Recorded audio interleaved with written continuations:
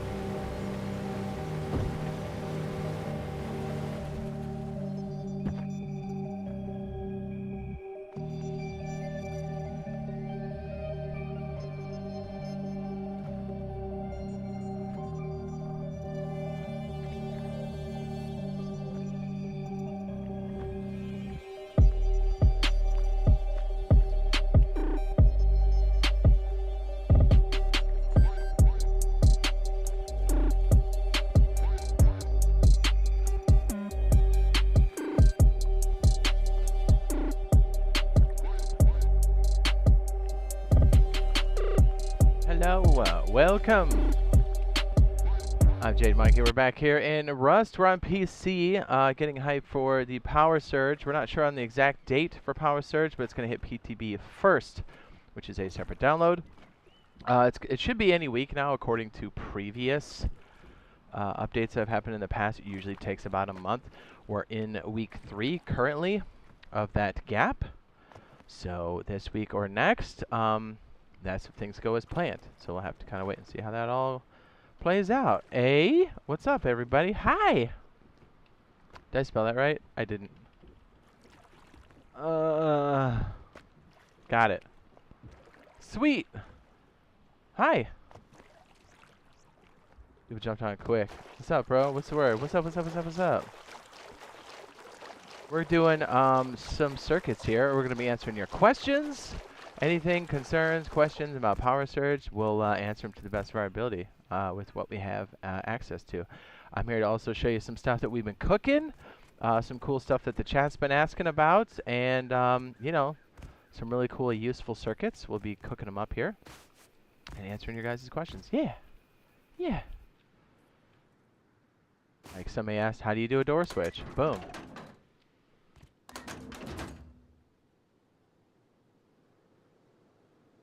Nice. What's up? Hi.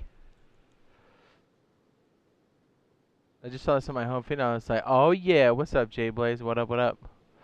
So we figured today, I don't know if we'll jump over to the console side, even though I think that's in the title somewhere. I think we'll just be doing Power Surge stuff here for, I don't know, maybe 3 hours, depending on how we do stuff here.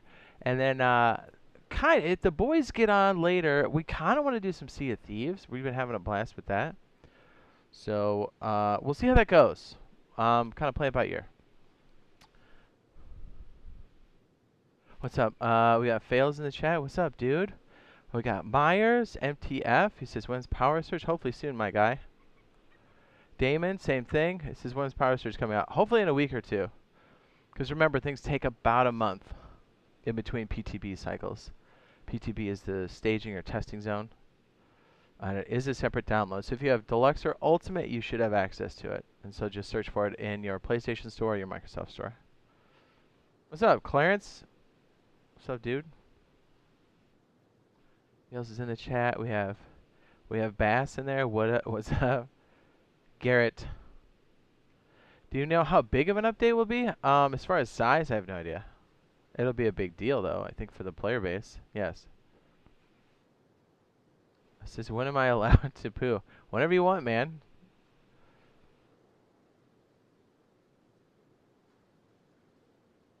You know, don't have to check in. This isn't prison.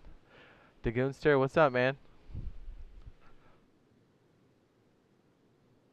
It's like, you got all kinds of freedoms. You can poop whenever you want. Promise.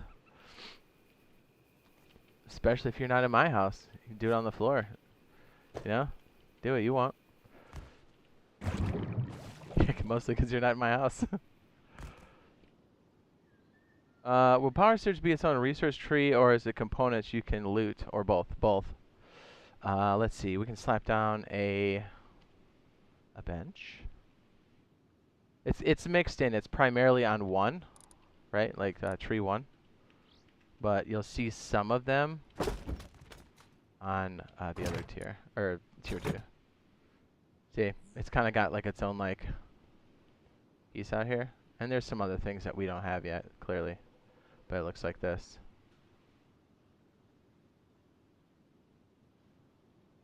What is that electrical staircase? Oh, it's just a ladder hatch. Ben says, "You sure you won't get mad?" Yes, especially if it's not my house. This guy. What a weirdo.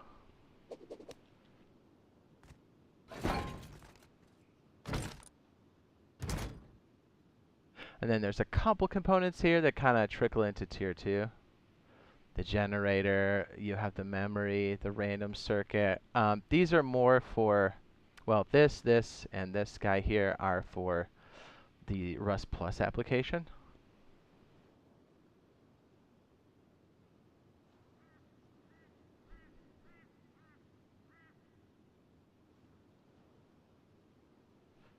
She's currently got offline rated, starting a new beginning. This is watching your videos for about 6 months. Nice. Well, I'm glad to see you're starting back up, because getting rated's part of it. It's not fun, but it's part of it. It's good you're bouncing back, dude. That's what makes you a good Rust player, man. What's up, Murphy? Murphy's back. This is heading into work. Brody says, but hit me up or something. It says maybe. Been dying to learn from you. I haven't really been all that good at the game. It says I'm working all the time. Hey, it's all good. You gotta do what you gotta do, man. Start guide helps. So is the build guide, like for real. And then even a 1x2 video or even a 2x2 video. And feel free to modify those builds as you go. Hopefully my internet isn't taking a dump again. I see it spinning. Ugh. Let me check it on my... You gotta love my ISP, right? Man. It could just be my preview window. You guys getting any buffering or no? Man, that's frustrating. Sorry. I just gotta make sure it's semi-stable, you know what I mean? You get offline every night? Yeah, I feel that. I feel that. Hey, hey, at least you don't have stream snipers camping your stuff. And we have to move servers like every 2 to 3 days. Because we're just trying to get like normal wipes. It's cool. Like if we're running an event and stuff, yeah, like you know, we open it up. Yeah, we want people to join us. But like if we're trying to get like normal gameplay, like the stream sniping, like we gotta move like every 3 days. And the funny thing is you know they do it for attention, but all of the names are randomized, so it's not like anybody's gonna ever know who they are. And if they ever do, we always cut it out anyways. Not that we have to, we don't. You know what I mean? It's always like Steve or Becky, and everyone's like, what? Or a Katie. And you're like, everybody knows a Katie. Pretty sure the guy that rated you wasn't Katie. Maybe it was. Who knows? But yeah. Could always be a little worse. It says always getting the new BPs before logging off. So not stressed at all. Perfect. It's the way to do it.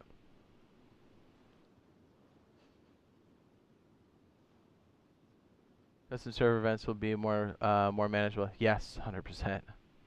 Well, and we'll be able to do so because I know a lot of people want to play with us, and that's cool. But it's really hard to manage without a custom server.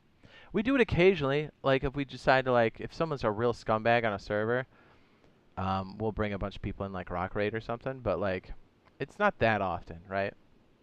Like we Rock Raided the one guys that were sniping it when you could attack people at the outpost. Remember the guys that were sniping into the outpost and killing everybody?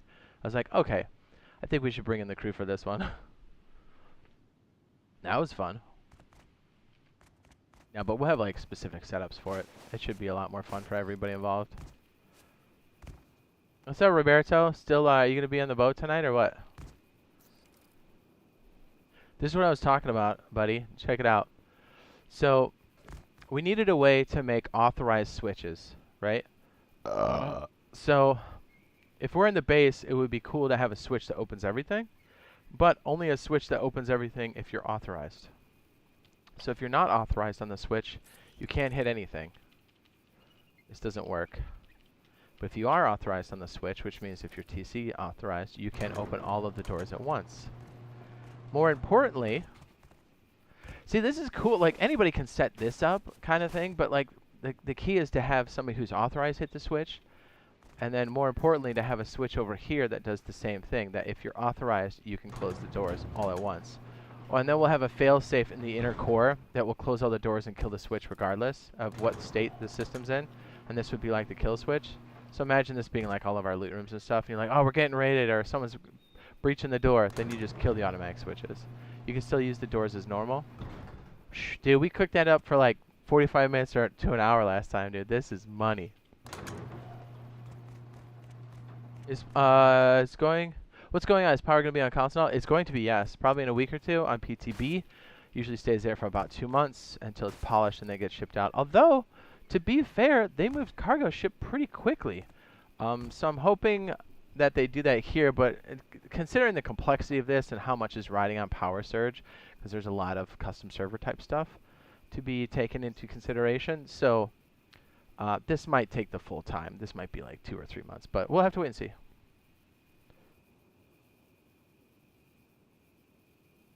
You know power's next? Yes.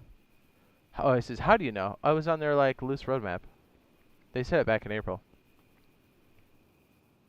Unless they change it. Like, I always put that in there because they throw in like, we thought horses were next for sure, but then they're like, hey, guess what? Fishing village. We're like, what? Right? I was like, because that was the only thing they showed that they had work on, right? And I was like, oh, I guess. And I was like, cool, we'll take it. But also, what's next? But I'm glad they're putting stuff out there though, right? I'm glad they're putting, even though it was like a small like blurb, it's still awesome that we've got some kind of visibility to it because we can kind of fill in the gaps on the rest. Because we played it through it the first time on PC. We've been around for all these changes. We've been playing this since it came out. Could be in the danger room and you can hit the switch. Yeah, that too. That's what this switch is. This is a kill switch for the entire circuit. So, like, you know, how annoying is it that we walk through the base and stuff, and it's mostly these roller boys that are so obnoxious, right? The goats, sir. My 3 sheep.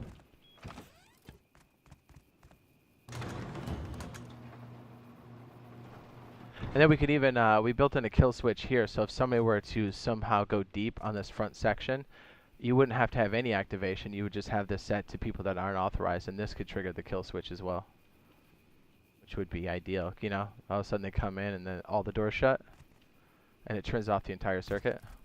Then the only way to turn it back on is to manually trip it back in the core, which is, I think, you're right. Like, if you played a wipe, that makes sense, right? How many times have you needed something like that? Or it would be nice to have something for all the roller boys. Just, you know, it's like, hang on, let me come outside and we'll close all the doors. Because you want to, because how many times you've been raided?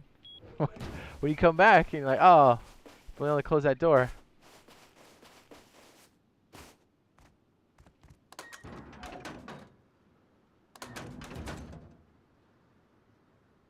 The trap-based possibilities, you got it. Really cool stuff. And this one was a bit tricky because it's got a lot of different like pieces to it, but like this whole mechanism should make it so only authorized users on the TC can do it. You can set it to different things, but yeah, pretty nice. I think we can make this even more power efficient too if we play with it a little bit. A couple of things for turrets, which you could use for trap bases, but more importantly for really effective turrets. Turret bay doors that open and close. Or have a switch that opens all the turret doors. Bingo! Is there any bigger batteries? Yes. There's a large battery. And it does, its maximum output is 100 Rust watts. Or power units. Hang on. My internet's being doo-doo butter.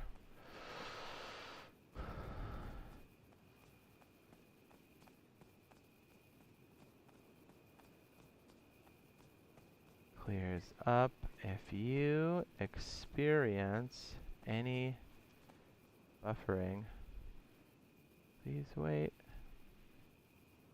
I can't type. Please wait.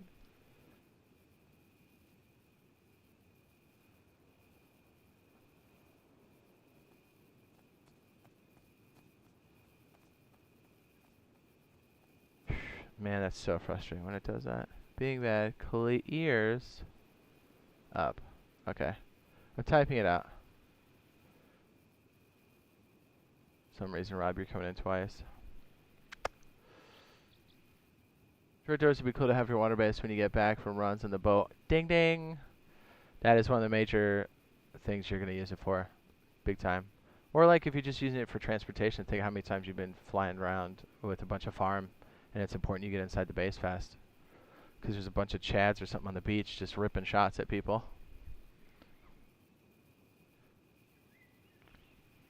You can have more than one battery in a base, correct? Correct. Correct.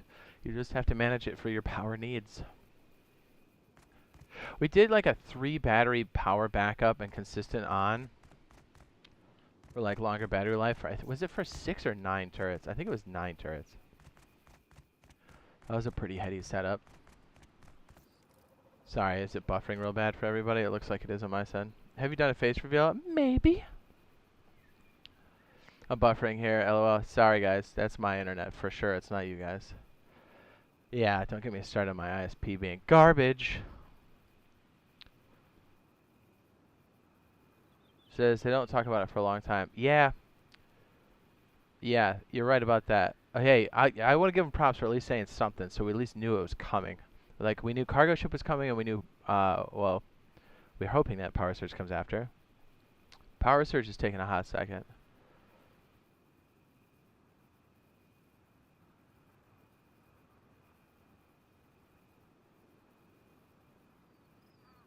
Says, so it would be necessary to have 3 wind turbines on my Zerg base? If you want. I usually steer people away from the wind turbines until you need them. Like, need them. It's better to make sure you're being very, very frugal with your power needs. And, like, make sure you're not wasting anything. And then as you expand, if you need it, go for it. Because nothing says loot me and raid me like big wind turbines sitting on top of your base. There's a time and a place for it. Just make sure you're easing into it. Not like, let's go, full turbines. Because, dude, as soon as we get ducats, those are the first people we hit. Every time. Will the electric components be in the workbench too? Yes.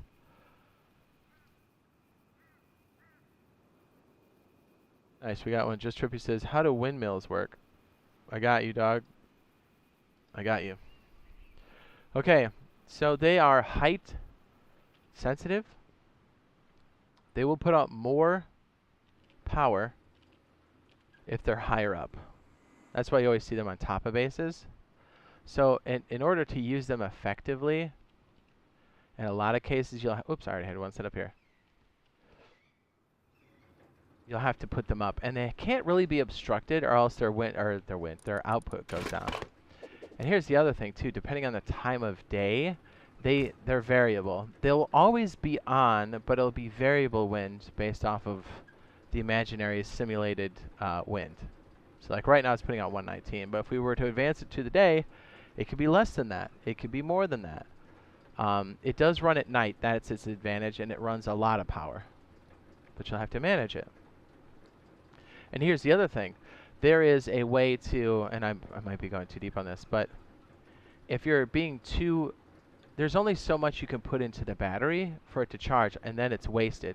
So if you have too much of this power and you're putting it downstairs, it's wasted. So you're putting up a lot of big turbines that's taking up your upkeep and your tiles, right? And, you know, for what? Like, if it's not being used to be put in the battery directly, then what, you know, it's a waste. So maybe you only need 1 tower as opposed to 3, or 2 as opposed to 3. So you really, like, that's why I'm always telling people, like, get really close and personal and, like, see what your power consumption needs are. Figure that out. Do it on the low tier stuff. Do it on medium battery, and then work your way up to the big stuff. Because then that way you'll be, like, you'll be so ready and understand what's going on here. Because yes, you can put up 3 wind turbines and try to plug them into your turrets, and it'll probably work, right? In most cases. But here's the other thing too. Because this is so variable, let's say you have 9 turrets downstairs, right? And because this is variable, depending on the time of day, if you don't put any battery backup on any of this, and like make a constant supply and understand what your up and down is, you can have 9 turrets, but depending on the time of day, or I'm sorry, 6 turrets. No, I'm sorry. Yeah, 9 turrets. We'll call it 9 turrets. Let's say you have 9 turrets, depending on the time of day and what your wind is, some of those turrets may not turn on because you're falling short on your power needs. Sometimes they're on, sometimes they're off. So you don't really want that when you're talking about base defense. How many wind turbines for 30 turrets? Turrets. Well, it does sound like turrets. It's 10 apiece, so you're looking at 300. And that's only if that's the bare minimum. A lot of times you have logic in between, and almost every circuit component, electrical component, is going to consume at least 1 unit of power at like everything. So depending on how many of these little guys you have in between, you'll need 300 and probably 30 units of power if you have 30 plus turrets. And if you want more functionality at the end of the turret, and these are good questions, then you're going to need more power because you need the power for the rest of that logic that's going to happen down the stream. Like if you need something that detects how many targets there are, if you need something that says, hey, I'm running low on ammo, those all take extra units of power above the 10. Does that make sense? Or am I rambling too much? I might be rambling too much. Good question, though. Sir? Murphy? Murphy? Oh, that did it, boy. Hey, Trippy, let me go into more depth, because I don't think I really answered it that well for you. Right? Does that kind of help, or do you want me to elaborate more? I like the questions, though. Good stuff. Game changer when it launches? Yeah. What's the health on the wind turbine? Can you solo destroy them? Yes, you can. Also a good question. Fails with the destruction question. Well, let's do a little bit of science, shall we? I don't know off top. I want to say it's like... I would say it's 3 satchels, but I could be totally off on that. I think it's like a metal door, or is it like a... Well, we're about to find out. Did it... What is going... There it goes.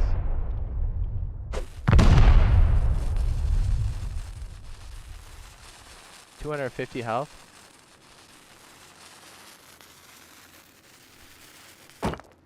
Now, one thing I like to do when I see these around, I love burning them, hitting them down. Like if I know I'm gonna raid a compound or something, I usually try to take these guys out because sometimes they don't have any backup. And if you take out one of these guys with like some high velocities or whatever, it'll just the turrets just go off, right? So if they've got like a lot of defense, sometimes hitting these is the way to go to start. See what I mean though? Like these are cute, but like if you don't have a good solution inside your base, this can be a huge vulnerability. Because if I start a raid and I know all your turrets are gonna go off and you've got 30 of them, and I just need to take out like one of these, right? Or even 2 of them, I can pop these with HVs all day. Hydroponics is part of Power Surge content, correct? Negative. I don't think they'll pair them together. They could. It is a dependency. I think that's what you're talking about. Farming 2.0 came after, but if they group it together, that would be a huge win for us. Oh my goodness! Like not only is like the Power Surge gameplay good, and I think you guys are gonna enjoy it because it's an extra resource like power. Consider it like no different than like a node. You know, it's you interact with it differently, but it's essentially another resource that you want to have and accumulate.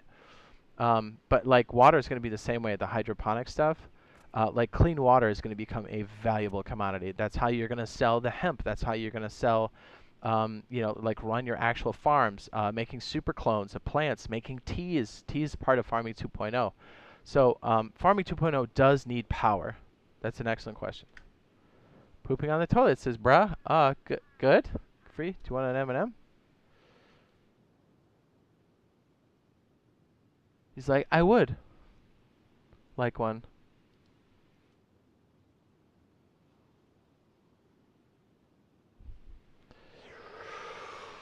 Says, yeah, that'd be sweet. Well, here's part of it. We were showing some of this yesterday. Yesterday? Was it yesterday? Or the day before? What's really cool with this is you'll also kind of see that there's a lot of similarities in this.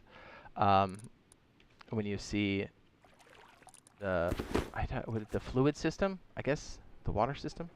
I don't know what the formal name of it is, but it looks very similar to electricity, doesn't it? Well, you'll get things like dew collectors, and you can have the fluid combiner come down here, and you can use gravity if it's above. Accumulates here, which this is probably full by now, isn't it? Ooh, it is. And then we can just use this pump to turn on the valve, because again, it's going from top to bottom, and then to run the sprinkler. And then if you have power, you can actually power this pump switch to go, instead of manually, you can have it operate through a switch. And if you're pumping up anywhere other than down, then the pump will actually push the water up. So electricity does the same thing, or it should. Did I just mess this up? Oh, I know why that didn't trigger, because the main thing isn't on. Duh. Sorry, my speed is like way high right now. There we go. So when electricity goes through the pump, you can actually use it to turn it on and off. Water purifiers also need electricity. Not the one that goes in the campfire, the bigger one. This bad boy, this chunky boy. It'd help if I actually had room in my inventory now, wouldn't it? This is really great if you live next to the ocean, or in some cases you'll be inland and you don't have access to the ocean, and you'll need to pick up things out of the swamp, which are considered salt water, not clean water, even though you catch freshwater fish in there. But hey, you know, game mechanics. This also takes power as well. So a lot of times it may be a thing for you to sneak out at night with a bunch of water jugs and bring back a bunch of salt water and then purify it, because you can't really plant things out in the... you can, but it's definitely not usable. You're going to have a hard time planting things if you don't have a planter and like water and light to keep you alive. And you need electricity for all of those things.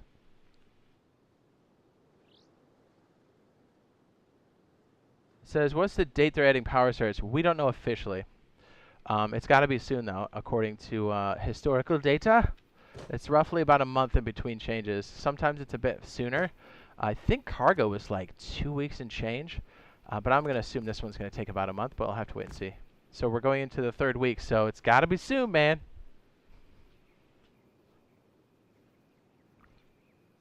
Teas are part of Farming 2.0. The mixing table. All this kind of farm stuff here. And like, I know a lot of people don't use these dew collectors and these water storage devices, but I'm telling you, it's going to be a mainstay in your base once Farming 2.0 comes out. There'll also be space not only for this, but for places to do crops. Because a good way to get cloth, like a lot of cloth, is to do cloning and do farming inside of your base. It needs to be protected, because somebody like me is going to come by with a water jug. If your stuff's outside, I'm either going to take it, or I'm going to do this. Because remember, saltwater pollutes freshwater. I'll just come up to your base, right, after I got some salt water in my bucket, and I'll throw it on your plants and they'll die, because this is Rust, right? This is the apocalypse. I'll just come up here and go, oh, these your crops right here? Yeah, see you later. Get out of my neighborhood. You know what I mean? Stuff like that. Because even 1 milliliter of salt water will contaminate an entire fresh pool of fresh water. And it will definitely kill your crops. They don't like that. So obviously you'll need it inside. So protecting your crops is going to be a thing. So, you know, kind of start thinking about that now, because when that happens, you need a plan for it. Because if you just kind of do it willy-nilly, people like us are going to take advantage of it, right? We're just going to come rolling up going, thanks for the free stuff. Because, like, think about it. If you can't plant pumpkins outside and corn, or steal it from other people outside, how are you going to, like, redo your food, right? Like that. Think about that. We take that for granted. We're like, yeah, just throw the pumpkins outside. They always grow. Not really. You're going to have to actually, like, baby them and keep them going. What are the CPU do I recommend for Rust? You know what? I don't know what the minimum requirements are. I just know that it's running. If you're talking about on PC, it's pretty beefy, because Unity, the engine that it runs on, is pretty resource hungry and not good on performance. So I couldn't even tell you remotely what's running well in those CPUs, because HDRP is what we have here, and it's, I mean, dude, my load times are insanely high, and I have a face melting computer, so I don't know. I don't want to tell you like something too low and then you buy it and then go, oh, I can't play. So you'll have to check their website. I think there's even a Reddit for it, and people will probably recommend that have recently gotten stuff that would be way better than I could tell you right now. Because I have overkill requirements for it, And I still think it runs slow. I mean, it runs well when I'm in it. Obviously, we're in it now, but mine's way above what you would normally get. Surveillance cameras are with Power Surge. They were, but well, it kind of went in stages, right? So we kind of got it as an update for something else. I don't know if they can support that, although we've seen little glimpses of it already. If you go to Oil Rig now on main branch, look at the rafters. There's a couple of them actually stationed in position where they should be for the surveillance camera. So, you know, I don't know. They could surprise us. I personally am using an Intel, but plenty of people run it on AMD Rust, so you're going to have to probably do some digging on that one, buddy. Sorry, I can't give you a good answer, the answer you're looking for. Is there going to be Rust Plus app for console? I don't know. They've like haven't officially said anything about it, or they're like, oh, I don't know, and I was like, I do know the Rust Plus application currently, as it stands, has a slots open for to add like other infrastructure. What do I mean by that? So like to sign in on your PlayStation account or Xbox account. But I don't know what that means for us. I'd like to think long term it's gonna happen. I don't know about short term if we're gonna get it. I could be totally wrong. I hope that I am. And we do get it out of the gate, because that is good news for solos and anybody who doesn't want to get offline. Right? Like, it lets you know.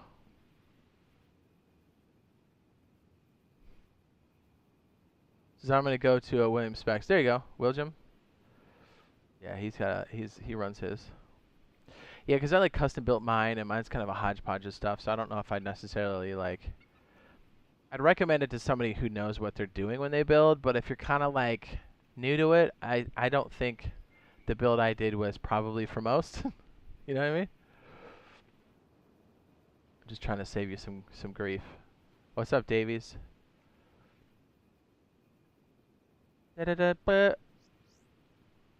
Yeah, I don't know. They could bring in Rust Plus. They could bring in the farming with Power Surge. I don't think they are for this initial pass. I'm just expecting core components, or at least that's where I'm setting my personal expectations for it. But if they put it in, that's great. And if, oh man, we will just go right to the advanced stuff and show you the good stuff when that does happen. So don't worry, we got your back either way. Because there's some like offline, like above and beyond just getting killed in game and like it telling you, we have like a circuit to detect when the walls get broken. And then that'll send you a signal to your phone. That's if we get Rust Plus like right away. I don't know if we will. I gotta put this caveat stuff out there because some people are like, man, the horses didn't come. I'm like, yeah, I know, I wanted them to come. I didn't know they were gonna give us Fishing Village.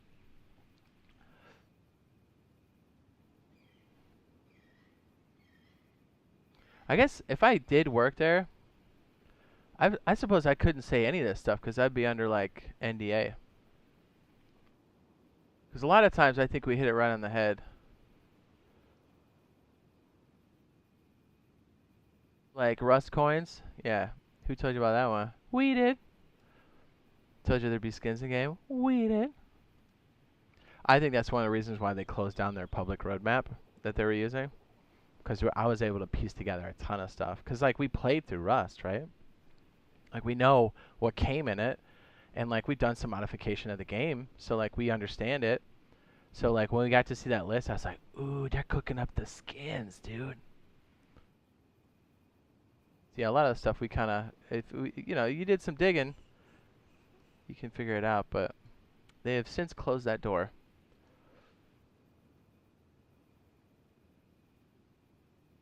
Okay. Turrets will be less spammy. It's going to be better for everybody. Yes. For you to exist in the universe of Rust and place a lot of turrets, you're going to have to do a lot of maintenance. Just like having a large base requires more resources. It begets more resources, which means you have to be more active in the server. Not just set up a freaking stronghold and then sign out. Like, you're going to have to maintain these systems. And the sloppier you get, it gives us more opportunity as normal players, solo players, non-Zerg players to infiltrate and take all of your loot out of your base. It's good, man. So I feel bad I stole cargo from a solo. Yeah, I always feel bad. Like, you're so busy defending cargo ship that you kind of blast anybody who comes up. And then I always feel bad when it's a grubby guy, and it was like a solo. I was like, oh man, we would have left you some loot. But you know, I get trying to protect yourself too, because I've stepped aboard and got my face blown off too. Haven't we all? Okay. Do I have any Zerg-based builds? I think we're gonna squeeze in some more of those in the future, for like larger groups. I don't know if I have something for like a Zerg per se, because that's most of our stuff is like 8 people and under, which I guess technically 8 people is considered a Zerg too. But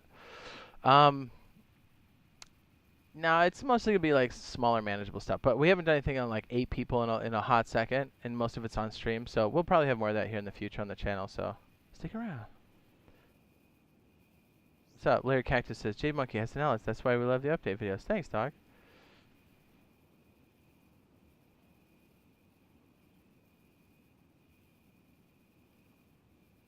Well, and like kind of knowing what their hang-ups are for certain things too kind of helps us like see what's happening next. Again, if you live through this game being updated and stuff and are really close to it, you can, you know, start to piece stuff together. I gotta tell you though, the fishing village thing caught me off guard. I was like, I mean, it was cool. New content's cool, but I definitely did not see that coming. But the upside is that means we will most likely get the ranches with the horses. That's what their plan is. Whether that comes through or not, we'll have to wait and see. But we do know there is officially a lot of work done already on horses. How they implement it and when they implement it, we don't know.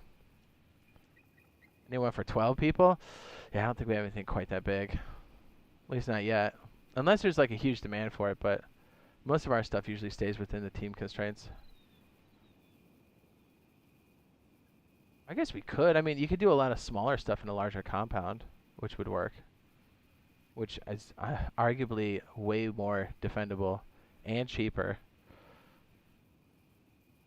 Okay, so I was thinking, hopefully I'm not talking too much here. That's what I do. I talk a lot. I wanted to do a time circuit for, and we messed with this a while ago. It says, I will say people are expecting to be top G of solo servers. You're in for a treat. Even solo servers are pretty difficult. Yep. Yeah. Here's the other thing. You gotta remember, these servers that are gonna be solo, solo duos or whatever, are gonna be cool, but like they're only as cool as the ability for the admins to make sure that people aren't teaming. And there's gonna be a lot of people that do it well, but there's gonna be a lot more people that do it poorly. So, yeah, and even the servers that do it well, solo's still going to be hard. This game is tough. That's just how you cut it, man. This game is supposed to be the apocalypse survival machine, you know? Part of this game is gaining and losing, you know? Rebuilding. Yeah, if you expect the experience of Ark where you're like, I get in a big tribe and then we get big and just pummel everybody, that only lasts for, that's rare, and it only typically lasts for about a month, right? In the best case scenario. So it's better to just get in there and just, you know, tear it up. Yeah, people think that solo servers, community servers are going to stop the Zergs. Yeah, probably not. You're going to see a lot more admin abuse, and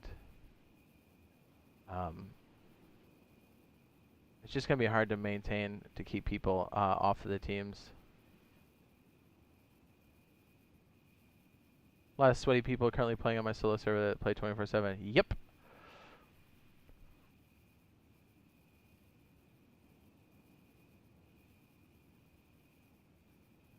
Be kind of lame, it says, and short-lived.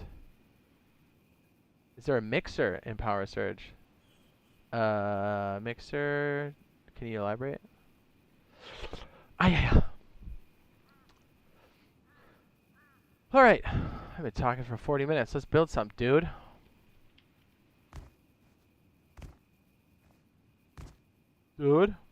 My dude. Yeah, PvE is cool. Don't get me wrong, but like you have to have some event around it, I think, because PvE is cute for people like who want to like roleplay and stuff. That's fine, but like the real challenge is like, it's good for new players. But I almost tell new players just to get in there and get wrecked, because PvE will give you a false sense of like how it is on a server. You're like, oh, I can just always go out here and farm this tree. Maybe not. If the server's bumping, you got to figure out new ways to get to that tree, or you need to farm somewhere else and come back. You know what it's like. It's crazy on wipe day. It's insane. I wouldn't have it any other way. But yeah, PvE is cool, but then you're like, oh, I got all this stuff, and then you're like, well, now what? And I'm like, yeah, because the whole premise of this game is for interactivity and PvP. So when you just sit there and you can't attack anybody, it's like, oh, we're all real big, and now we can't attack each other. You know? Because you're going to have the urge to attack somebody at some point.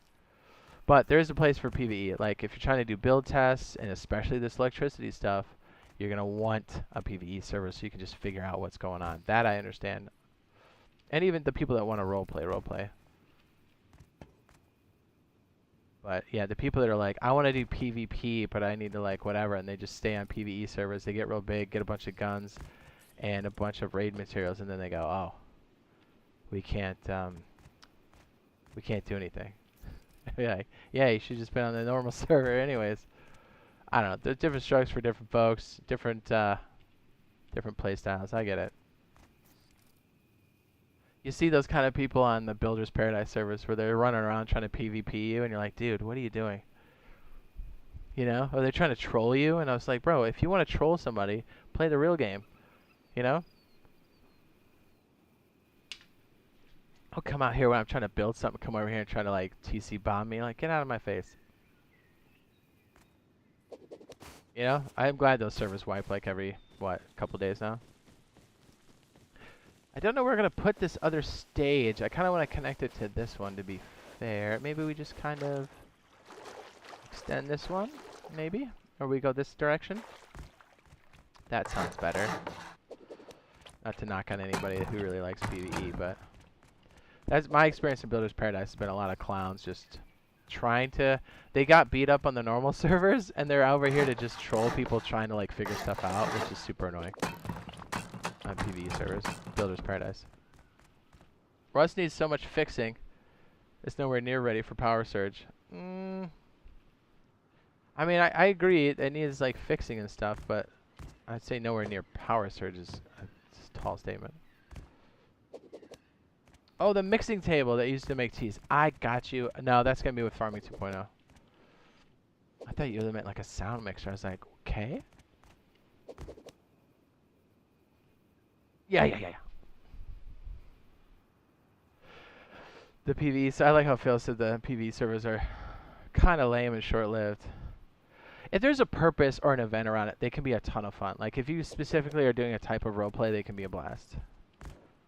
But, like, you have to have somebody who's, like, doing the event setup and making sure people are, like, you know, understand what's going on. Again, it goes down to people managing the server and the admins. If you got bad admins on a community server, you're gonna have a terrible time. Okay, so here's what I'm thinking. I don't know how we're gonna stage this necessarily. We just make a hook that goes in.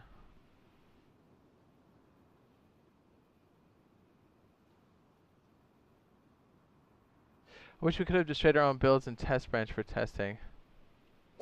Oh, you mean like Builder's Paradise? Yeah, that'd be nice. Like, see, when we do our event server, we're going to do a bunch of different stuff. We're going to do the arena like we did before. We're going to set up like a... I kind of like base raiders, but I know we don't have mods and stuff, so like we'll have to do it kind of manually. Like, we'll be live on stream. We'll be like, look, on this end of the map, on the north end, we're putting a bunch of supplies, and on the south end, a bunch of supplies. We'll give everybody 2 hours, and then everybody builds up. No fighting. Right? Kind of the honor system. And then we'll be like, okay, now, you know, everybody fights. And then, you know, we kind of step back and just be the cameraman for it and watch people just, you know, D-down each other. We stay out of each other's bases, or at least the cameraman, so it's more of a surprise for anybody raiding. So it's not like stream sniping for the other team. I think that'd be fun. My dude.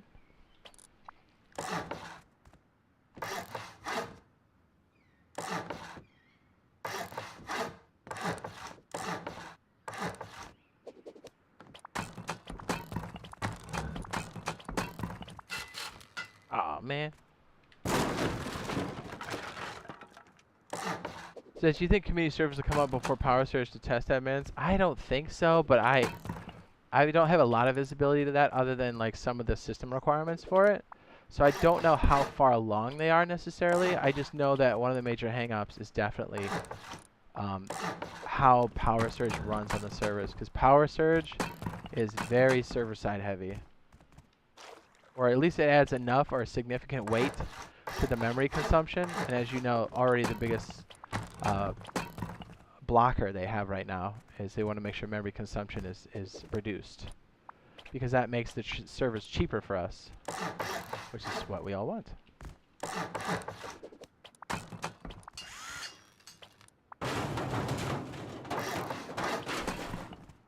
I kind of think we'll hear something about custom servers. This is where I'm setting my expectations.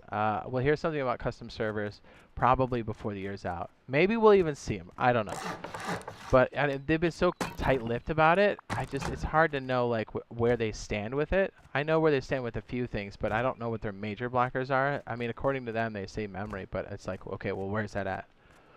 They've shown improvements, but I'm like, okay, like where do you want? What's the goal? Where do you need it at a certain point? Because if we kind of know those numbers, we can maybe guess like a little bit better, because we know what the memory consumption is here on the PC side, and I remember what it was before HDRP and stuff like that. But anyways, my expectation is we'll probably see something at the first of the year. I think we'll hear something between now and then. That's where I'm setting my expectations. Doesn't mean it's going to happen that way. I hope it doesn't. But that way, you know, it's kind of like, or not super disappointed, but I think it'll happen a bit sooner than that. But like I said, I'm setting expectations to be at a certain level. And then, you know, if it's sooner, then that's just gains.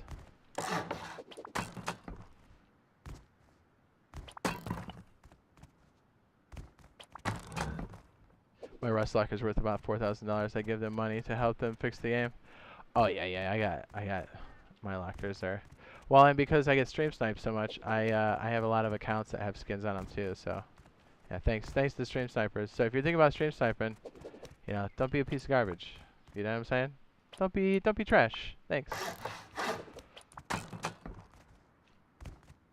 Yeah, I wish I got that stuff for free, but I don't. I gotta buy them like everybody else. I usually buy them quite a few times over. Probably shouldn't say that openly, because then the trolls are like, yes, I finally can feel something. Isn't that how that works? I can feel something. Excellent. When will my dad come home? It's terrible. I'm going to hell. Okay. Oops, that's backwards. A. I did it again. So a lot of times you'll see turret ports like this, again, because power consumption is so different. You're most likely not going to have the ability to run the turrets all the time, or you shouldn't, unless you really need to, because it's super wasteful, and the footprint required to run lots of turrets 24/7 is kind of large by design.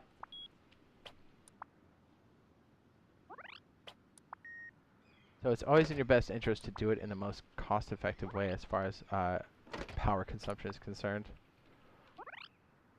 Kind of like when you're burning stuff in the furnace, small furnaces. Yeah, you can throw like too much wood in there, but like it's always a pain in the ass to get more wood. And when you need more wood, you need it fast. So like if you burn through all of your wood because you're not being judicious with how you're burning your stuff, then you know, you're kind of behind the 8 ball. It puts you in a situation. Sometimes it can be a vulnerable one. This is no different. As a matter of fact, I'd say it's probably more pertinent like this. I said it. Let the stream snipers come. I don't know about that. If you're ever like, hey, why do you have to switch servers so much? Just next time there's a stream sniper or someone's thinking about doing it, be like, hey, man, you're not helping. And plus, no one's going to know who you are, so think twice. I know it won't stop it, but maybe it'll slow it down a little bit. Because I promise you, if you do anything and you think you're going to get any like cloud from it, that's not, A, that's not how it works, and B, we're definitely not going to say who you are. And like, you know, when we're playing, all the names are randomized anyway, so I assure you nobody's gonna know who you are or even care. Well, okay, I can promise you this. If you come in and stream snipe anybody, including me, the chat hates you. Like straight up, you're a piece of shit. The streamer doesn't like you, won't like you, and the people watching are like, that guy's a twat. Every time, no matter who it is, you're a piece of shit. Why are you doing that? So if you think somehow that's a good way to get on their side or be their friends, that's the opposite of that. That's how you get somebody and everybody in the chat to hate you. So don't do it. So just don't do it.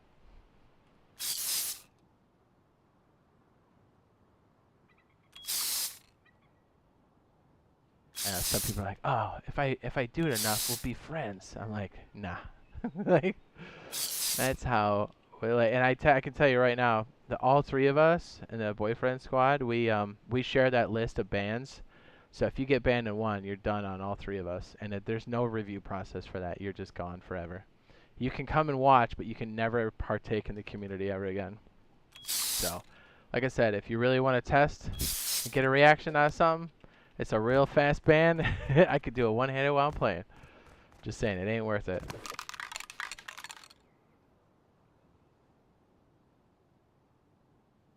How about a boat? I like the boat.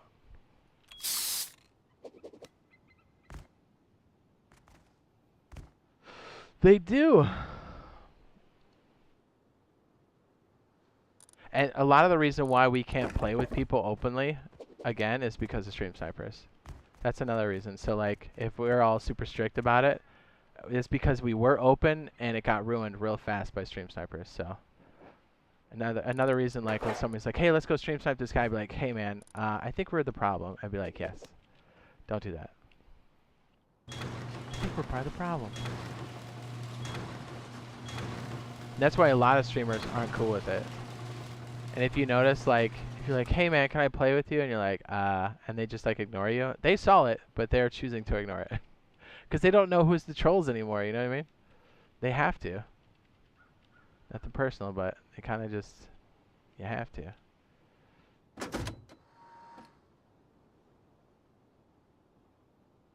don't know if I have this in the right position or not.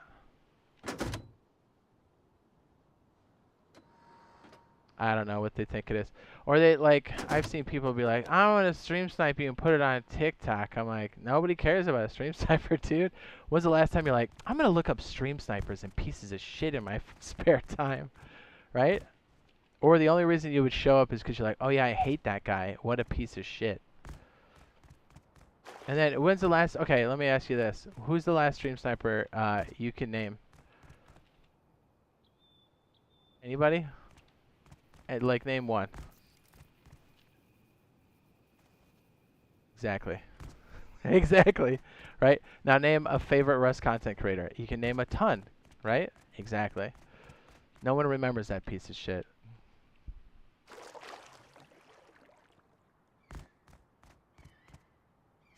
Ooh, that has a lot of hate there. That's how I feel about it. Ooh!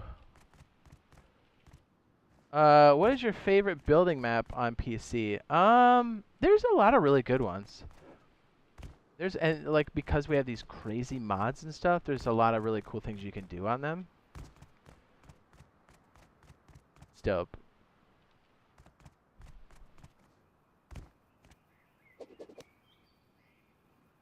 Yeah, fails, same thing. Spoon doesn't like, and Spoon's super laid back, right?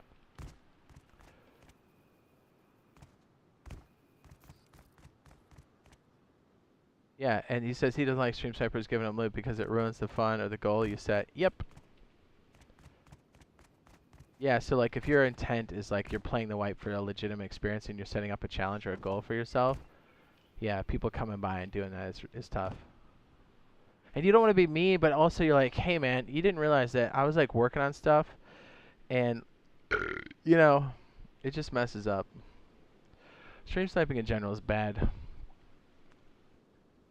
That's why I was like, look man, if you see somebody, just the best thing you could do is like just pull away. Don't watch the stream for that cycle, like until they're done. And like try to make it as organic as possible because that's what they want. They don't want someone going, oh, there's a base. We're going to go right in. Everyone's going to know my name. I'd be like, no, they won't. And even if they did, like I said, I got randomized names on. It'd be like, oh, Becky raided you. Everybody hates that Becky dude. And you'd be like, oh, my name was actually Steven Assassin 121, but nobody knows. And I'd be like, yeah, I know. Like I said, we even ban them in game too, so like we'll know when other pieces of shit join the server, and then we just fucking bail. So whatever you think it's gonna do, I assure you it's not. Even if we did like call out those people's names, no one's gonna give a shit about those dudes. And like that's the thing, you want like a real bad guy. You don't want like a bunch of stream snipers. I mean, stream snipers always gonna be the bad guy, but like that's so lame, you know? It's like I'd much rather go up against a Zerg that's being a dick, like really being a dick, and us try to raid him. That's way more compelling to me, and I hope you guys, than some guy who's like, I can't wait for him to sign off and for us to raid all of his stuff he got, right?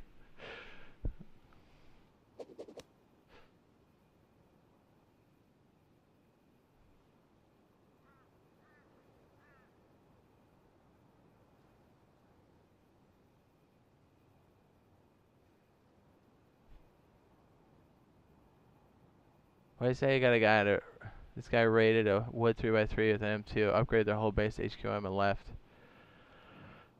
I mean, I guess. Does that really help him though? It's kind of like getting a Ferrari or a Lamborghini. The taxis will bury you. Alright, the upkeep on that's too much.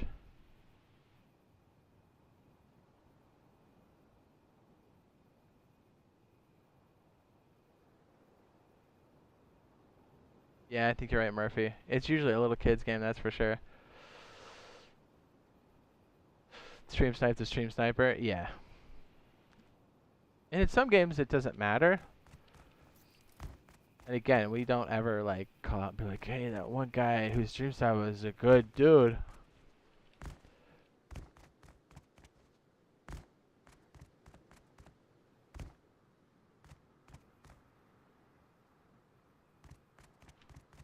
Okay, so I was thinking, yeah, enough about those guys. I just stroked out, dude. I'm like, what were we doing?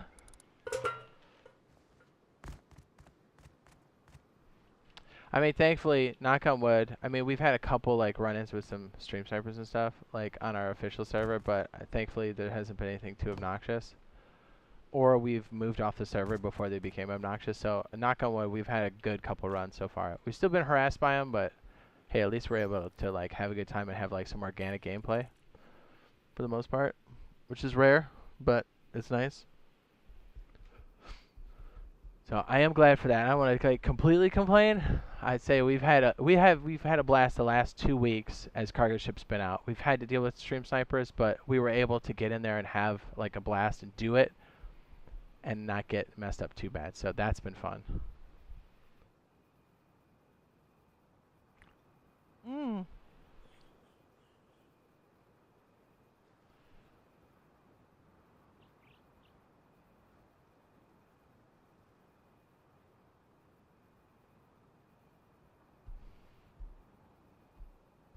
Yeah, that's right, fails. And sometimes it's just like a to get a reaction type of thing. But yeah, who knows? Yeah, so if you ever know somebody you're thinking about stream sniping, just be like, hey, definitely not going to do whatever you think it's going to do, and it's part of the problem, and you definitely get banned on all 3 of our channels if you do it. And you get banned on our list on Xbox, which means we can find you very easily. And in some games, believe it or not, if you stream snipe, that's a bannable offense. And another fun fact, a lot of these people who do it are on Twitch. If we ever reported it, which we haven't yet, but I'm sure we could. If you ever stream snipe, that's actually against the terms of service on Twitch. Fun fact. So if you have a monetized channel on Twitch, be leery, because if somebody gets pissed off enough at you, they can report it. So it ain't worth.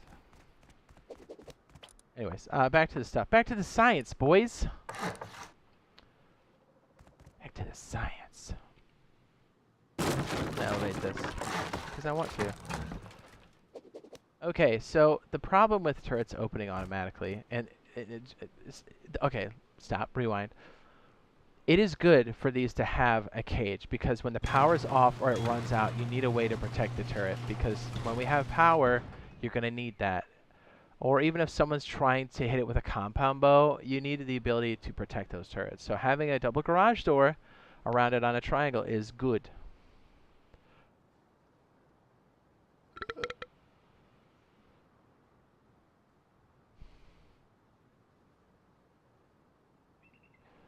Since I've been banned from some servers, is there a reason why? I don't know. I don't know.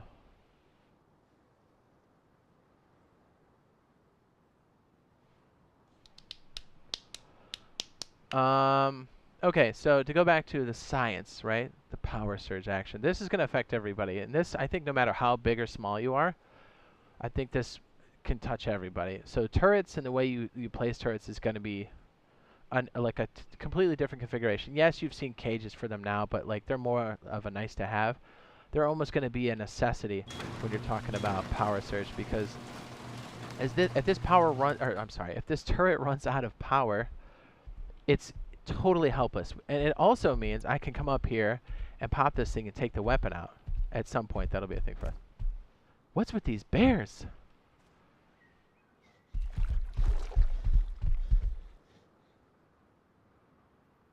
So having the ability to close this off is a big deal. So you know what? Let's just do the most simplest circuit to start.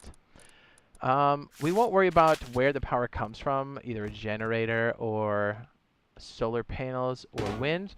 We're going to cheat and we're going to use the creative one for now. If you guys really want to see the other back end of this later, let me know. I will certainly fill this out, but just assume that whatever your power collection solution is, imagine it being in this space. Actually, it'd be a lot larger than that, but just, you know, wherever your power comes in, it's going to come in on this line, right?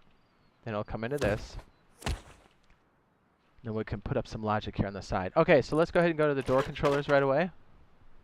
Thanks for listening to me vent about stream snipers, by the way.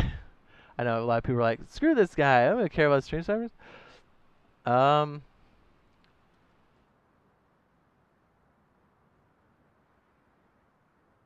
Okay, sorry, hold on. Is my internet still good? Okay. Sorry, I ranted a little bit there. Okay.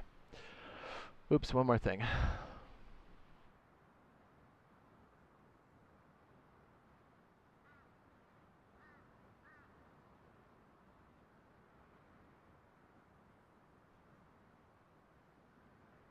Jeez. Zach, I'm not really sure what you're saying there.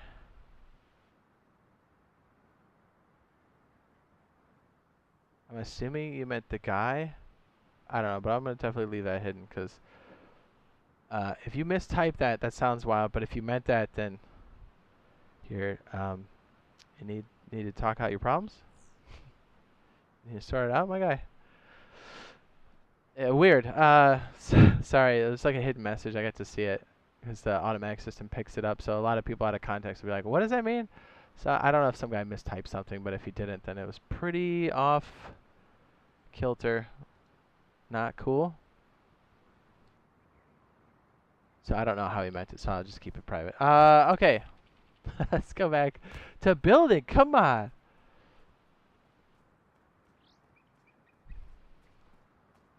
Okay, so the first thing we have here is this back up there. Is it good? Are you good, brah? Shaka, brah.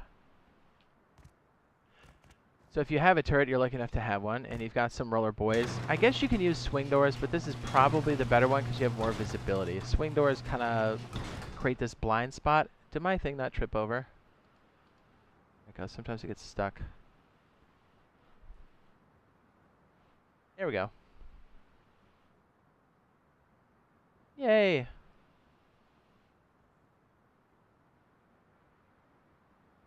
Move says, I'm going to dip and watch this in class right now. Tell your hot teacher I said, what's up? She'd be like, what? Just get that Instagram. Report back.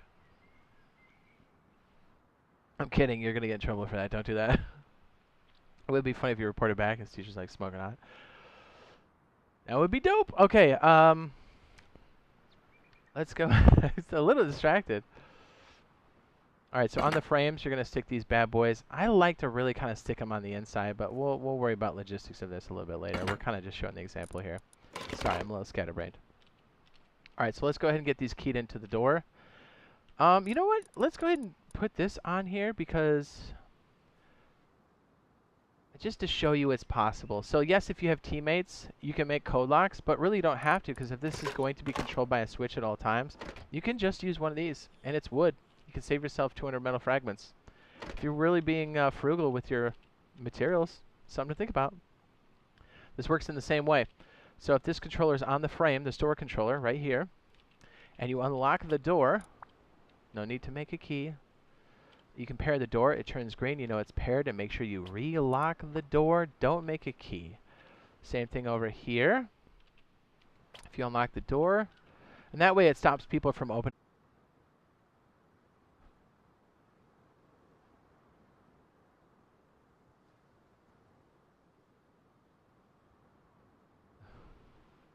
Oh, he says I reported this guy. I thought he said he was talking about stream snipers. Oh, that's cool. So this guy's abusing the system too. Great. What a nice guy.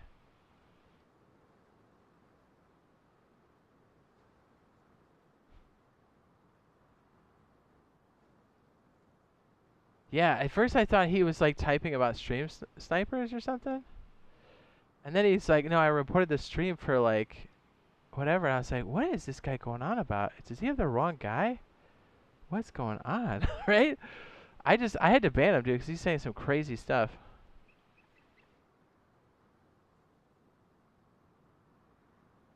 Jeez. See, some people need the meds. They do. I'm just like, yo, man, go touch some grass. Relax. Because whoever you think this is, I ain't it. It's buffering again. Yeah, I know. Sorry about that. Okay, so I'll talk quick just in case it buffers one more time. That's my internet. I'm sorry. It should clear up. I'm watching it closely. I'm definitely going to call that ISP after we're done with the stream. So, and we had to deal with, I guess he's a troll. I don't know who this person is or what's going on. I had to like hide him and then report him because that is uncalled for. It's almost like trauma dumping, but it's like race dumping. I don't know. You have somebody come in, they're like, oh, my so-and-so died and blah, blah, blah. And then they're like asking for something. And you're like, what? Oh, do you come in on 2 accounts too? Oh, no, this is the same one. Okay, I got him banned. We're good. If you guys want to report him, you guys can. That's, I'm pretty sure that's a troll account, right? Like, who says that kind of stuff? Get out of here. Okay, back to electronics. Okay, so now we have this set up. Or we're trying to get it set up here. We got the doors set up. Now we're going to put a splitter here. I'm sorry, this isn't a splitter. This is a branch. We're going to have the branch... Oh, no, wait. You know what? Back up, back up. We're going to put a switch on the wall first. That's the best way to do it. I always like a switch because it stops any leakage. Because if you... Okay. If you plug this... Right now we have no consumption on the battery. It's just 50 units, no active usage. If we plug it into a branch, see what the active usage is. We're not using anything. We'll use this too, because remember, the left side takes priority. So it always turns this on. Like you're always going to chew this amount. So if I turn it up to 10, I'm 10 now. And because it's always chewing up power, you need a way to kind of like, hey, if this is going to control something and you need 10 units of power off to the side, you're always going to leak 10 units of power. So you want to make sure that you've got the ability to control that. And my ISP is eating it. So that's why you want to have a switch. A switch will consume a unit of power, but it will also stop the bleed, because when it's off, look, this bad boy is only, well, it's using nothing. But when you turn it on, then it goes back to consuming however much that switch needs. So it's counting this, and then it's counting this branch. Yeah, Murphy, I'm with you, dude. Yeah, exactly. Either this guy's got problems, or he's totally got me mistaken with somebody else. Or he's a troll. My guess is troll, because who says that stuff in the sentences that he put it towards? Right? I'm like, who, you know what I mean? Unless you're like from the old world, like who says things like that? Nobody. Nobody. You know what I mean? Some 1920s talk. Like, what is he saying? And I think, like I said, I think it was a troll just to get a reaction. A lot of people come in here with some crazy stuff. Or some trolls come in here with some crazy stuff, and we'll just say the most off-the-wall stuff. And they'll be like, hey, what about this thing? I'm like, what are you talking about? I don't know you. Definitely don't know what you're talking about. Okay, back to electronics. Alright, so that's why we switch it over to a switch. It just stops, like, whenever you don't want the circuit to be on, this cuts it so there's no leakage. So having logic in between anything, between a switch and a battery will have a significant leakage over time. Or leakage over time. So that's why I always put a switch there. Just to, when you need it to not use power, switch is your friend. So in this case, we don't really need too much for this. The door controllers on top only will need, I think, 2 units of power total. So we can just go right here, and we'll make the door controllers yellow. And the priority is going to be 2 for the branch. So we'll just kind of, you don't need to have the color, it just kind of helps you separate it. So all of our door controllers will be colored yellow. So you can tell the difference of like what is going where. Yeah, we'll just put it here for now. Typically you wouldn't put the cable like that because you'd be letting people know where your stuff's at. Typically I hide it inside of the beam if I can, but this way you can visually see the yellow wire is the door controller for the top side. Wire can reach 20 meters. If you look at that's a good question. If you look at the big number, that's the distance, and the small number is how many points you can drop. That's as far as it goes, until you need another piece on it.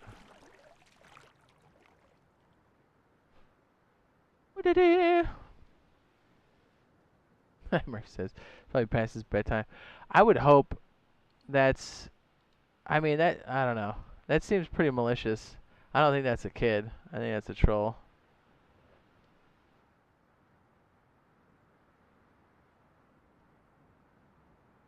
Either way, it's not called for, but at least you can, if it's a kid, you'd be like, hey man, he's got an opportunity to maybe learn not to be a piece of trash, but in that case, I think it was a troll. Okay, so coming off this battery here, so we've got the door controller piece. Now I'm going to switch it to green, and this is going to power the turret at the bottom.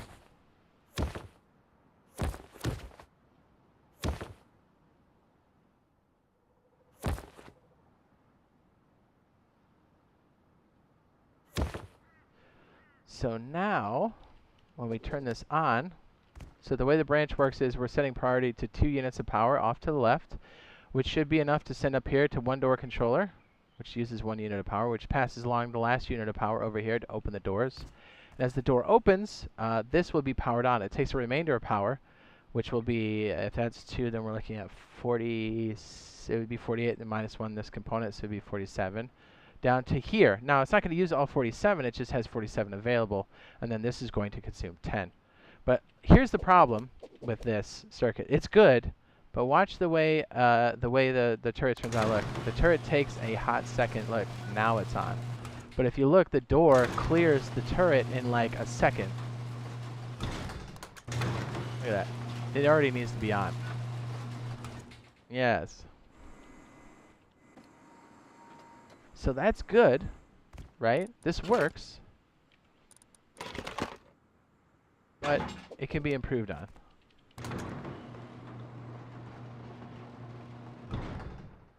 So what we're looking at is a way to prime the turret before it goes on. So we're looking for 2 states, door open state and door closed state. And this is something we haven't actively solved yet. I'm sure we can do it on stream. So when the door opens, the condition needs to be, the turret needs to be on for roughly maybe 2 seconds before the door opens, and then the doors need to open and the turret stays on, right? Then the door close condition is going to have to be doors close first, and then it's like 3 seconds, and then the turret powers down. You want the turret to be on the whole time because look, you're exposed when the doors are open. The turret turns off immediately. Look at that. 1, 2, 3, 4. Right? That's a long time. And if you're taking some heat, that could be the difference between that turret surviving and not surviving.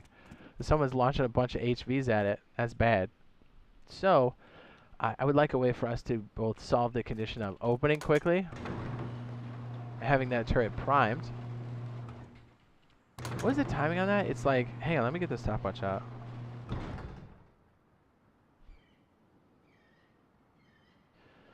Okay, ready?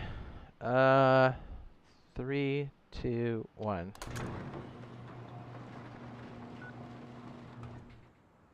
So turret up and looking around is 3.61.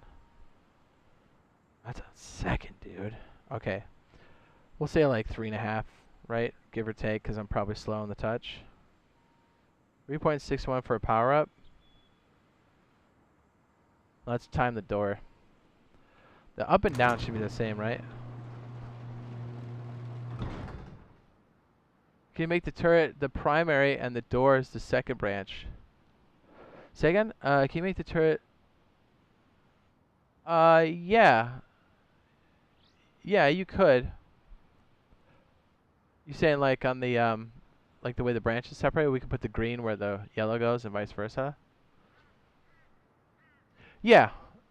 Although, if this circuit ever has to stay on for a period of time, this is only going to consume 2 units of power as opposed to the prescribed 10 of this side. That's why I usually take the lower power requirement and throw it off to the left. Because no matter what, when this circuit's on, like so, that branch is always going to chew up a certain amount. So it's using 13. But like, let's say, when the other power requirement isn't there, this is only using 3 units of power. Does that make sense, or am I all over the place? I might be all over the place. Ooh.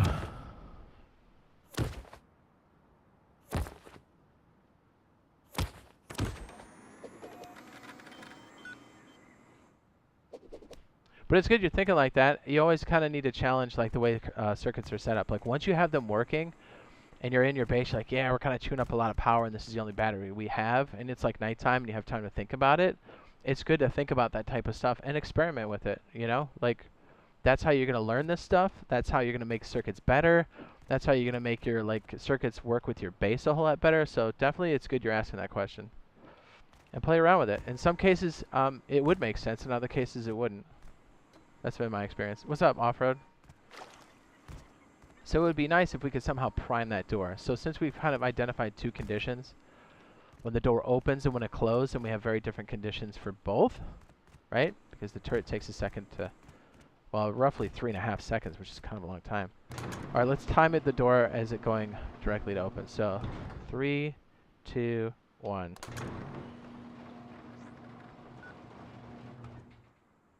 Four seconds. My goodness, that's a long time. So we can say with certainty that the door open is like 4 seconds. For a garage door. Let's see, I think... I wonder we hate closing garage doors. Let's try the down. Ready? 3, 2, 1.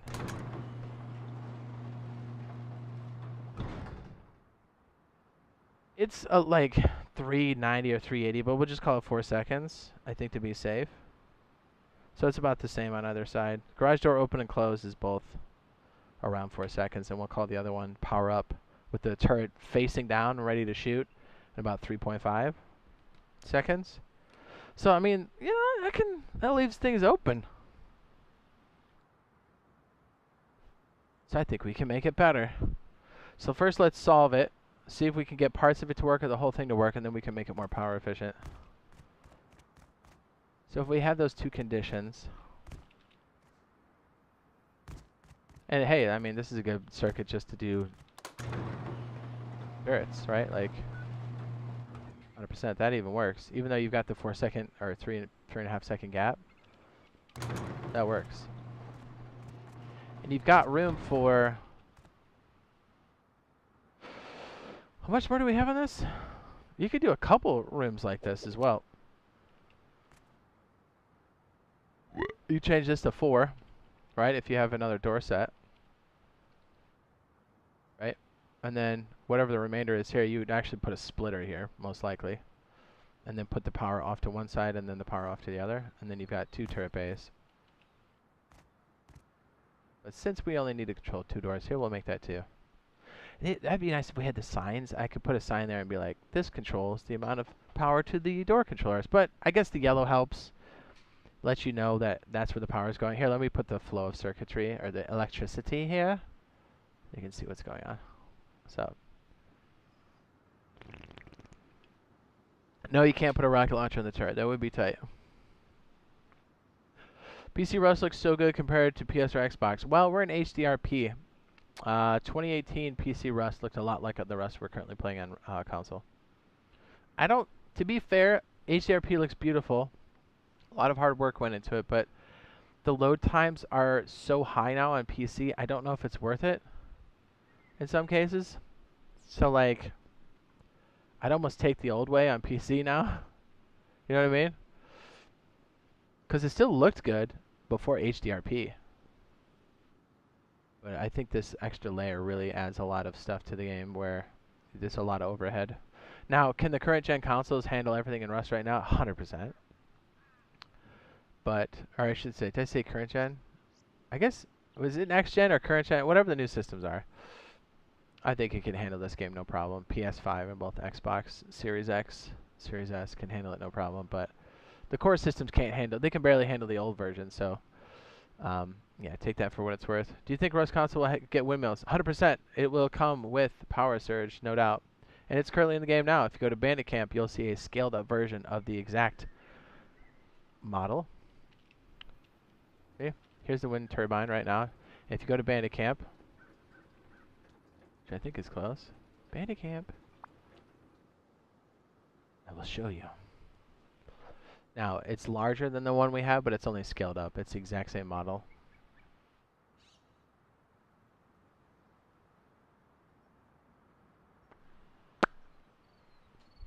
I'll show you.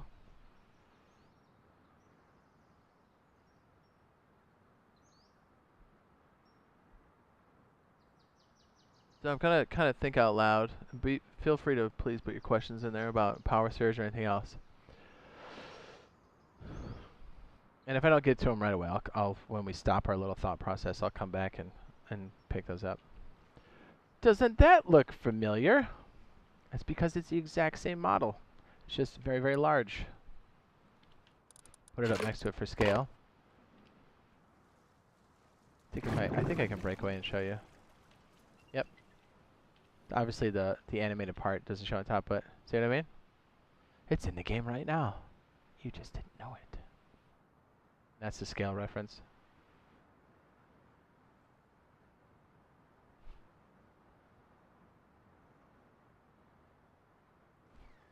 Yeah, so the fact that it's in the game now, it gives us a lot of hope for us having a lot of this stuff. And if you pay attention to the monuments, if you see the electrical components I'm throwing down, you will see these components in the monuments right now on console version.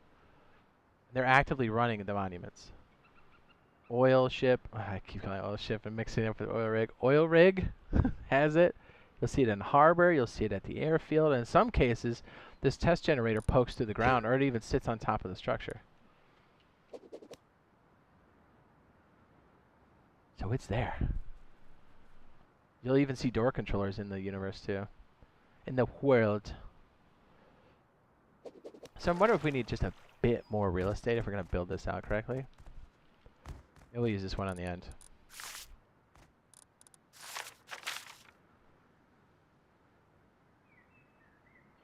I'm not sure about elevators and what the game plan is for that.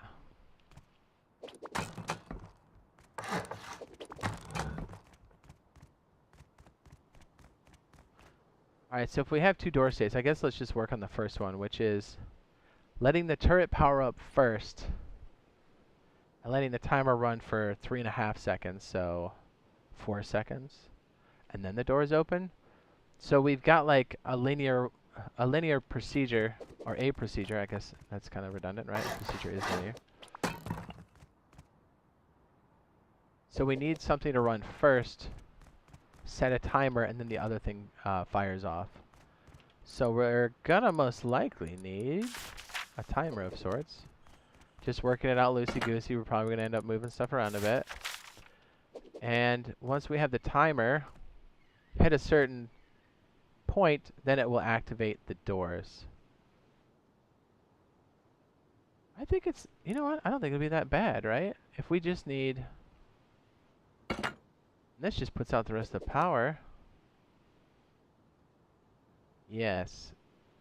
Okay, I think... Just doing it loosey-goosey, I think we might get it. Alright, same idea. We'll have this go here and then go out to our door controllers. Actually, we need to place said door controllers first now, don't we? Yes, we do. Same idea. Oops. What's new with the game? Hopefully all this electrical stuff once Power Surge hits PTB. So we'll try to make these different conditions here first. You know what? Because I think the bigger piece is going to be down here and we got the bigger wall, let's make this that last stage and the one in between our other one. Sorry, I'm probably not making any sense. Lock. Always lock again. Ooh, I almost didn't do it there. This one might be pretty easy. So what we're trying to solve here is just having the door open for seconds after the initial power on, right? Oops. So our initial power on will be the same setup where we got a switch down here. We'll move it through the chain like this. This will be our poor man splitter. And this will go up to a timer, which will run for 4 seconds.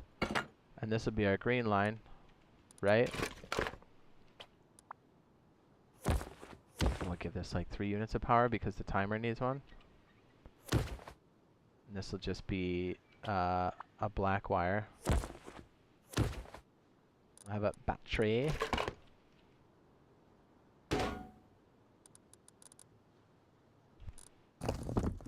really just try to do that.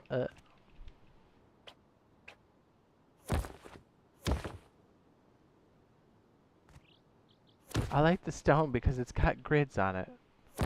Am I a nerd? Maybe. Alright, so same idea. It'll go out to the door controllers and carry the signal all the way around. Like we can wire this before we even authorize it. Can't we?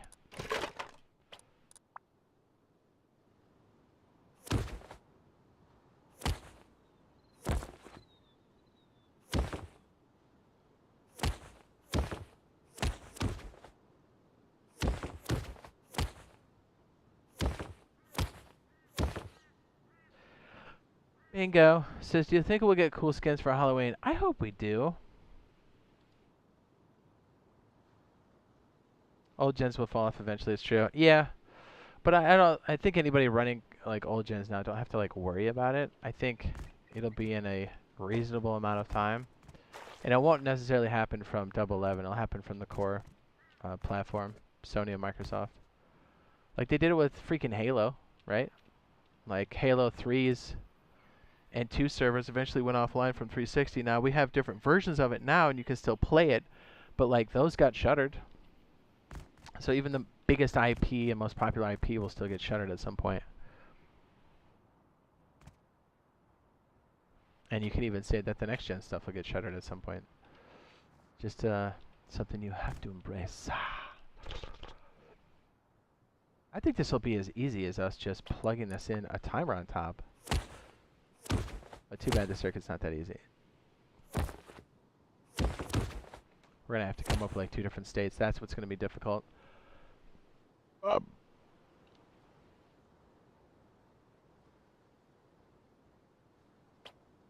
Yeah, this one will be easy, but closing it won't. Well, we have green for this one. Alright, so the remainder of power comes off the branch, which is what, 47, 46? We'll go to the turret and we'll only consume how much power the turret needs, which in this case is only 10 units of power because we're not using anything else. Which is good, because if you're starting off and you just need a little bit of coverage by a door or something, you don't want to be chewing up too much power. You want to be storing as much as possible in this thing until it's filled and hopefully put down another battery. Yeah. Okay, so if this thing's turned on, if I set this to 4 seconds, is that right? Oh, I messed up.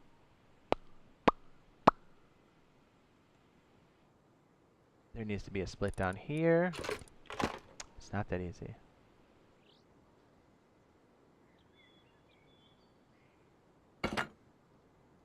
Because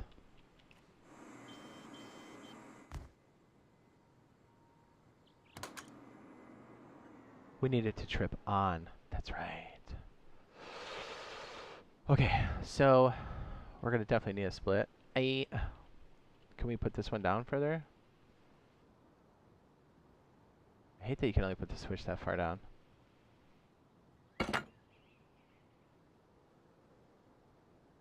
Okay, so here's how this is going to work. We need something to trip the top of this. We need something on the side to trigger it on. I don't remember why this was so difficult in the first place. So, regular line that comes in. The switch. Stop any leakage. We'll call the primary power that comes in blue, just because. And this is going to be the power that goes through and powers. I'm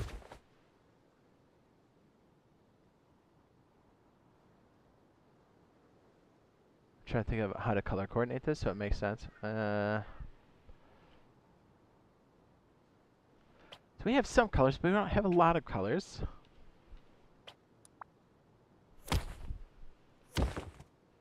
I think I know how we'll organize this.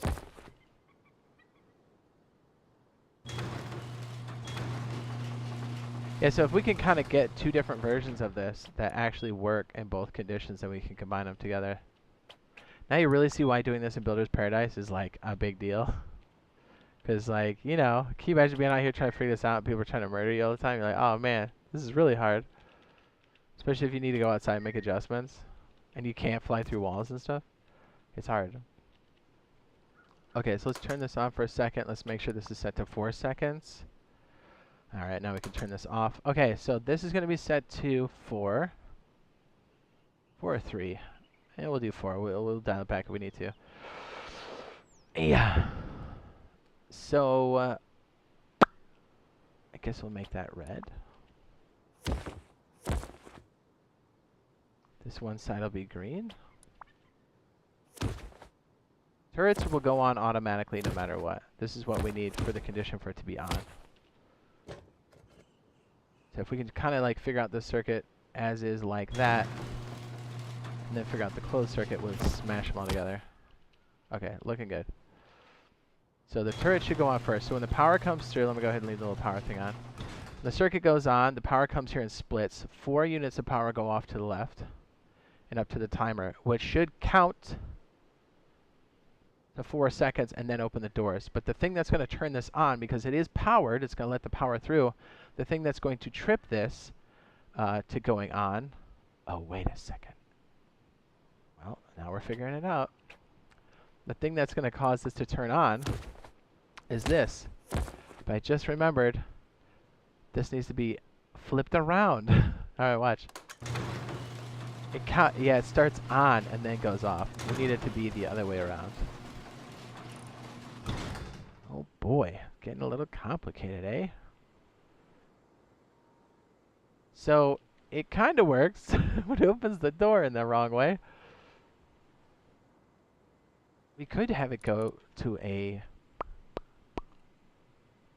We really just need it to be a blocker as a pass-through.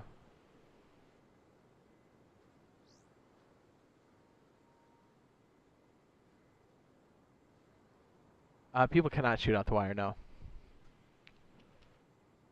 There's a couple different ways we can do this. We can set up a logic circuit, a memory module, memory cell, excuse me, and have it control it that way and have it be a toggle,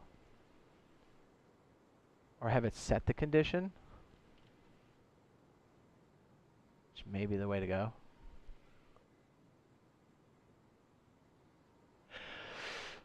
We almost need a blocker because we need the inverse. The blocker is weird because it makes it so you can invert things.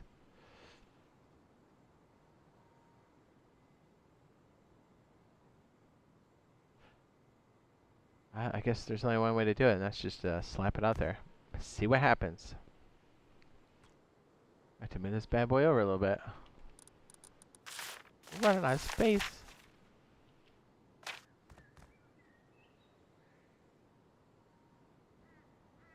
I have to start putting the battery over here.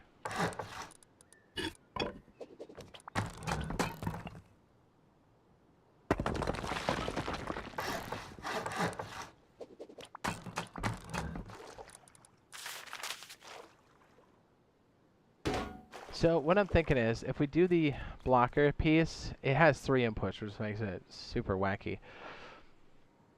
So I'm trying to think, does that work with what we need? So we got the signal coming in and giving a burst, and then turning on or off.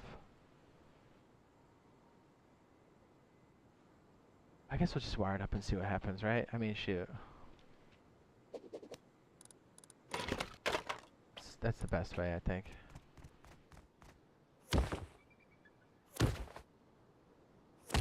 Trying to do it off of realistic battery conditions, which would be a medium battery, which is most likely what you will have access to. Plop.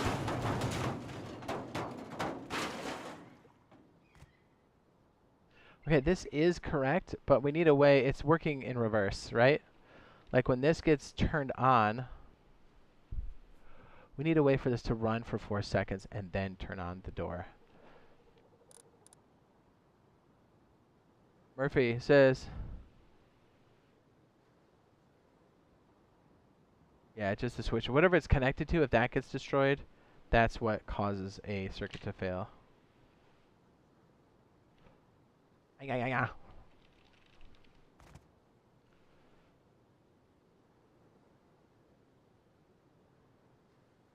Yeah, but this...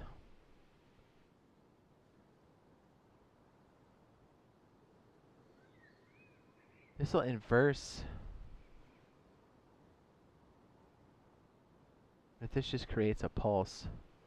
I don't know if that's going to do it either. I think we need the memory circuit. I'm just trying to think it through here. The pulse that comes out of here will be a controller of some type. So really, this only needs to be 2 units of power. Because really, we're going to be throwing whatever power is required probably to this circuit now. Most likely. Maybe it is a toggle. I mean, eventually we're going to have to make it like this because we're combining so many different things. So it's probably good we're doing this now. And plus, it's not going to work the other way. So let's take the output of this and plug it in and see what we get. No, it's still not going to work that way, right?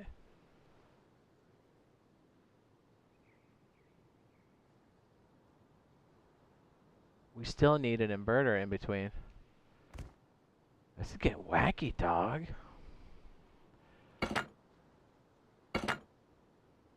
Let's just see what this does. I have a feeling this isn't going to work the way we think it is. Because when this trips, it's on, and then it shuts off. So it's only on for 4 seconds.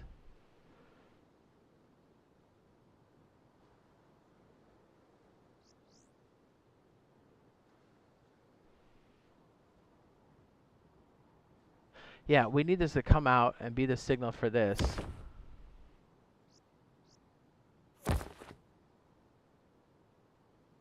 Can you have power off to lay? This might be okay for when it opens. Yeah, that's what we're trying to do here, and my approach might be completely broken. The state of this coming on is so weird.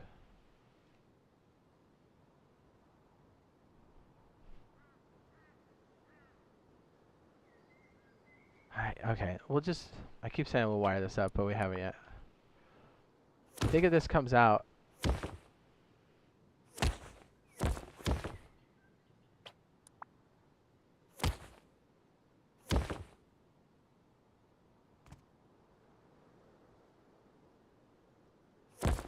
I don't think this is it at all. I really don't. Because of the way this blocker works, it's not what you think it is.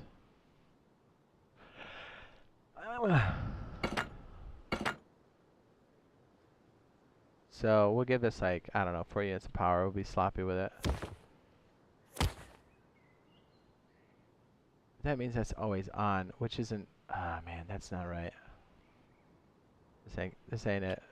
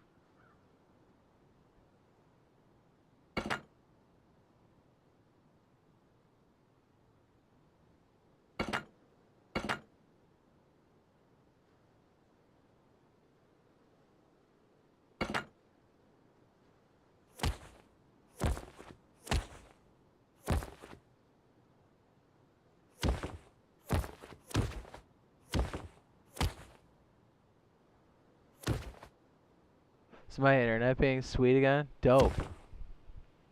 Love that. We'll make this like 4 apiece or something. This isn't the way to do it, but we'll give this all the rest of the power. Give this like 30 or something. So leave this one on.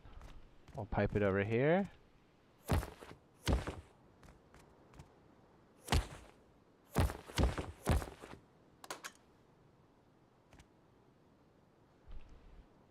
See, all that does is just turn it on. So if that comes out,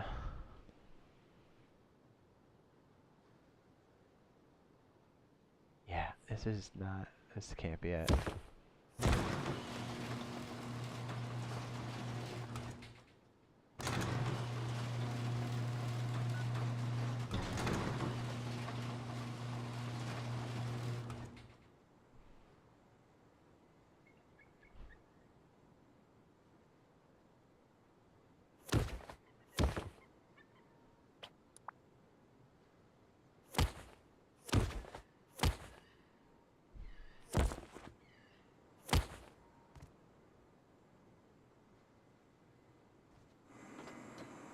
What a odd.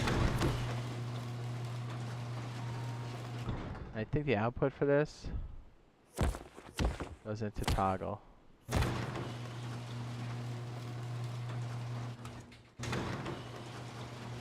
Or does it?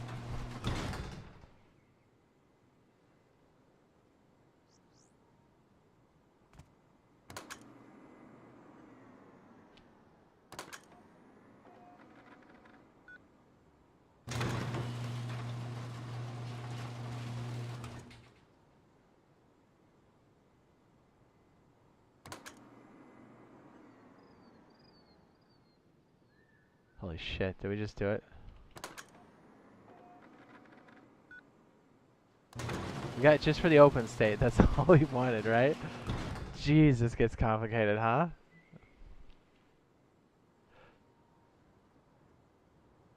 Man, okay, well, that hurts. Oh, and that's still on, so that's not good.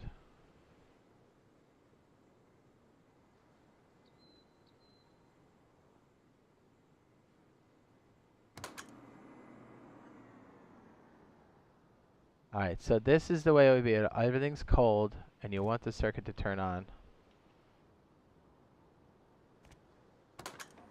1, 2, 3, 4.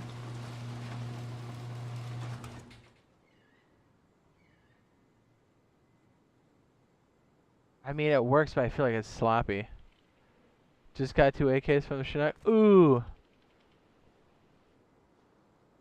I'll use blocker to shelf lights during the day. Yeah, it can be used to inverse like power input though.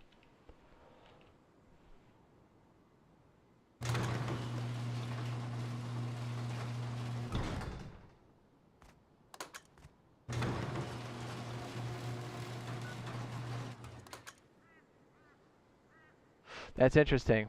So these all have to be powered for anything else to work.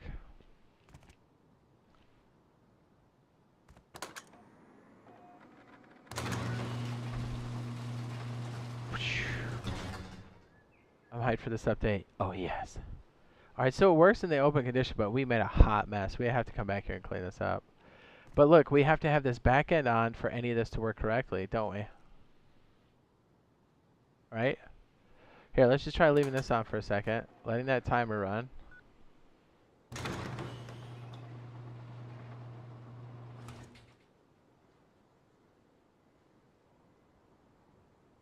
Oh yeah, for sure fails, for sure. And that's what we're dealing with, like the logic circuits and the analog stuff is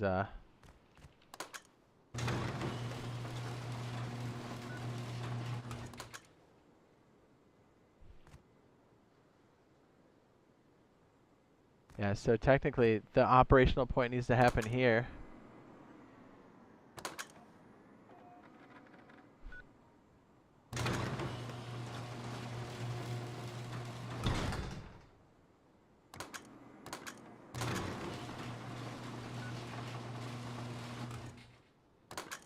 Like, and I even got it to be in a state where it's not on. Oh man, this is a mess.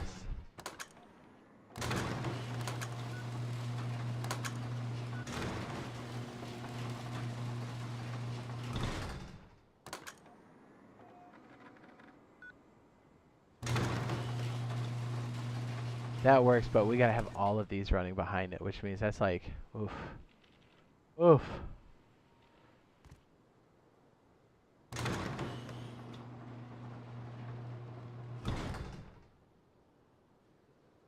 Just stew on it for a minute.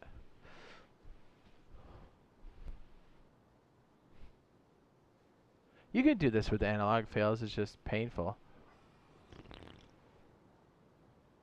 Ah. It's much easier to do with logic. That logic circuit, the memory cell, turns into like a T flip-flop kind of. Loaded. Loaded.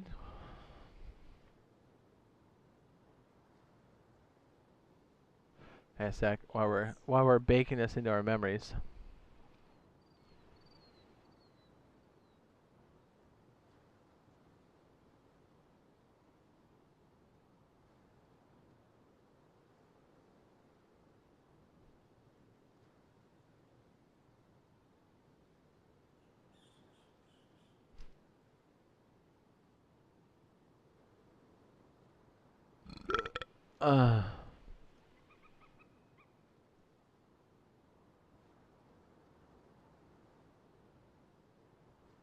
This is the problem we had last time. I remember now. It's kind of good we got it set up like this, though.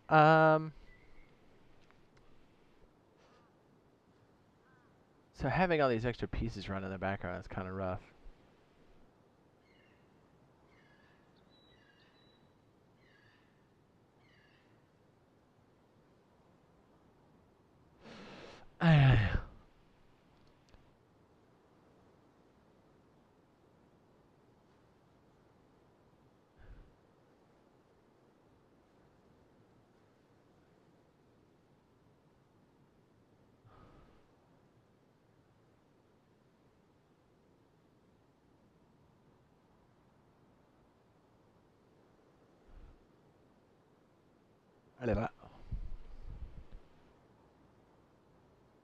So okay, that's a mess. But let's try let's try the mechanism over here for close.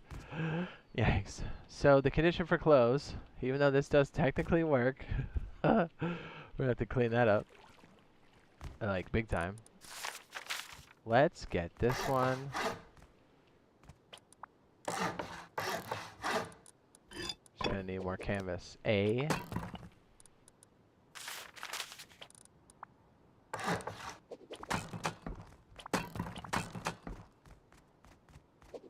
Alright, so these are the door controllers. Same setup. We'll make the yellow wire for door controllers.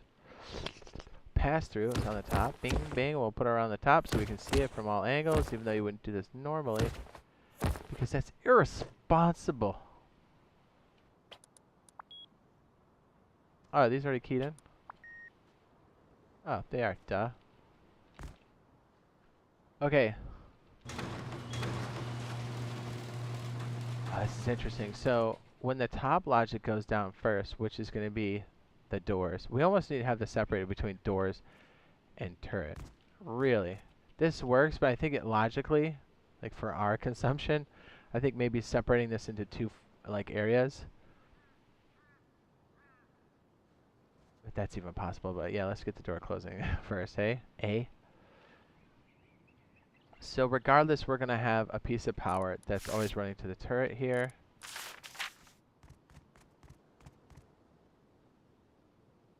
Regardless. Oops.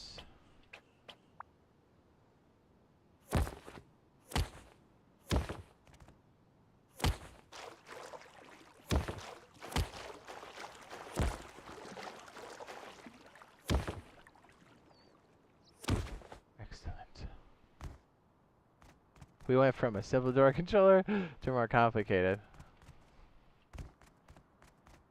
Definitely doable. I think so.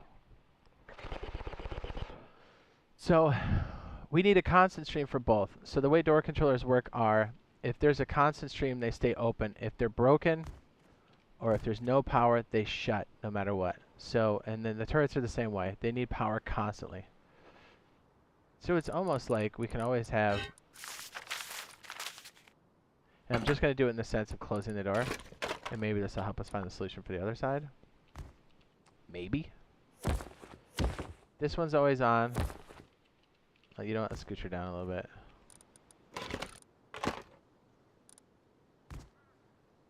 Put it in the middle of the line right here.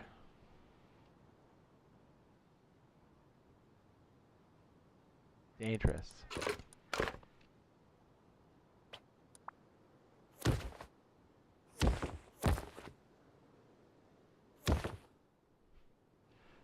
So what we need is, let's get the green side and just talk through it and see if this helps our situation. Almost want to just throw it to the pipe here so we kind of know what it is. What we need is, for this to close correctly, is we need the yellow line to stay on for 4 seconds. I'm sorry. Green line needs to stay on for 4 seconds while the yellow line shuts off. So we need logic like in this rectangle area, right, to kind of control these two. So the state is, and maybe we need even more state for this. Yeah, I have a feeling there's some logic in here, so we're going to need to cut it up.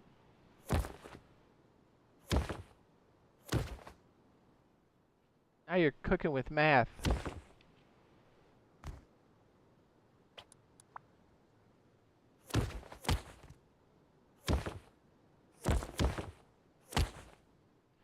So what did I say?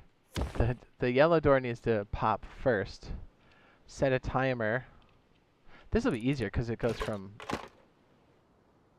Wait, so no, wait. When the condition is set, okay. So we need something to say, hey, we're shutting off. So it'll most likely be this. Or a switch. A burst. A burst. That makes more sense. Weird individual power lines will go down here. Just because I don't know how this is going to play out. Not a clue. Consider this like a power outlet, right? So in this case, we'll just bring it along the pipe.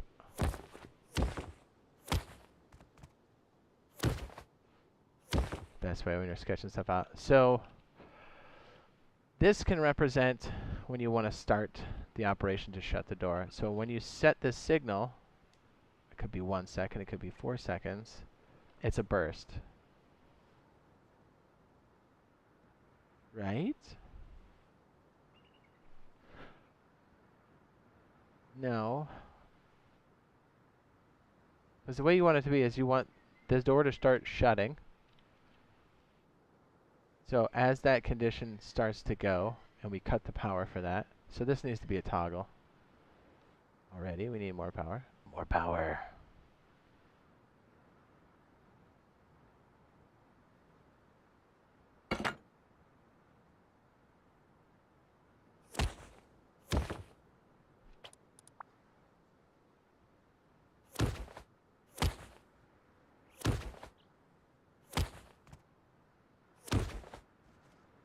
We're getting there, slowly but surely.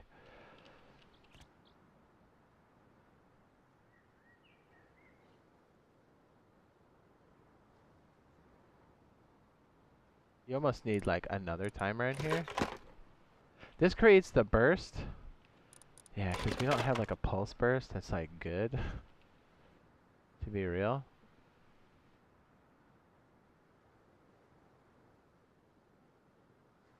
Oh man, the combination we have back here is such a weird combination. This is the timer that trips it off.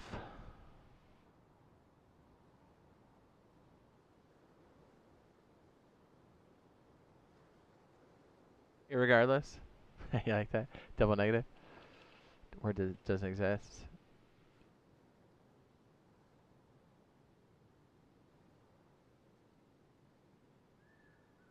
We want something to trip this then.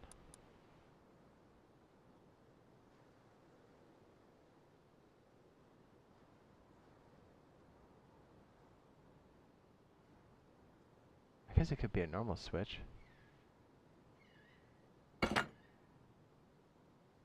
Watch, we'll end up putting it back to a timer. So when this goes and spits this up. Already, we need more room.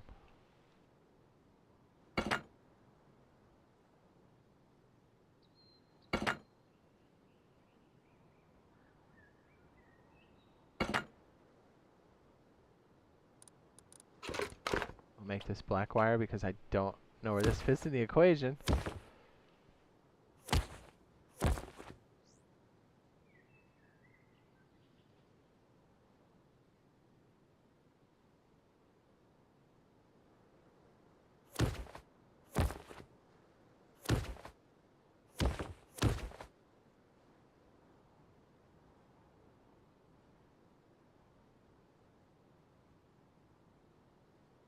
We have even more logic down here for this.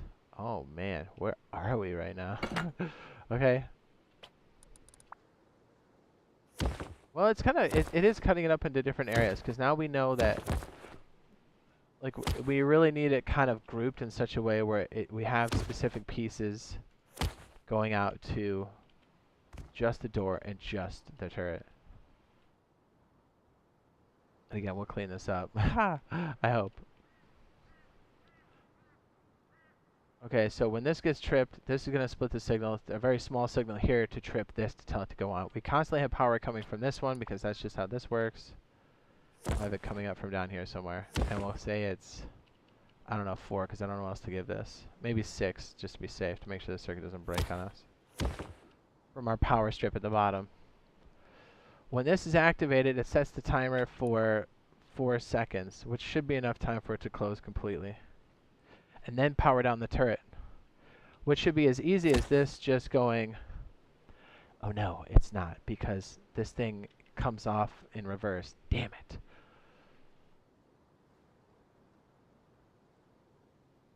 Irregardless.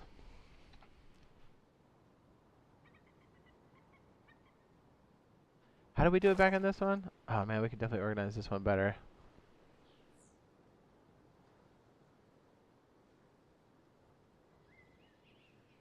That's the blocker. The blocker that comes... I almost liked it like this better.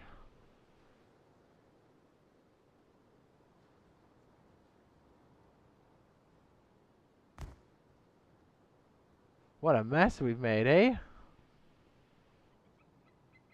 The top of that I don't know, I keep tabbing out. The top of that goes to, yeah, the trip. Which is green, which is down here. So it's almost the identical circuit, painfully so.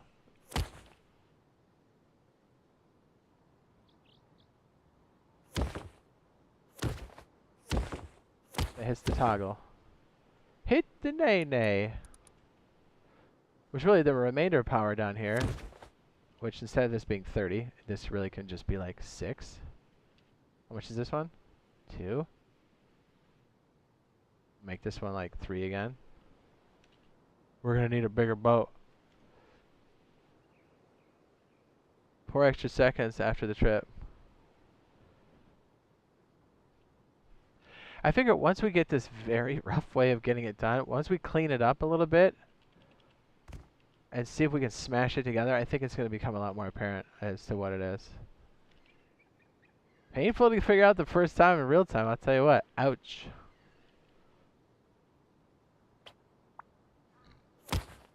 We only have 16 power as a remainder, but that should be more than enough to power it. Just for now, until we clean it up.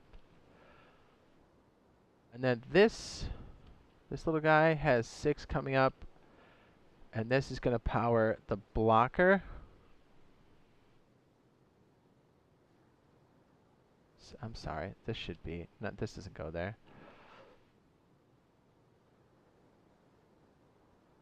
Oh no, it does, that's right. This only needs like 3 units of power or something. Yeah, okay, that's good. This is just a signal. Whatever comes up into the bottom of this is a signal. And then the top of this is a signal piece for the turret, which hopefully works the way we think it does. Oh man, what's going on here? We almost need a break here. Like we did in the other one, because remember those states were really weird when we like clamped them out, right? Weird.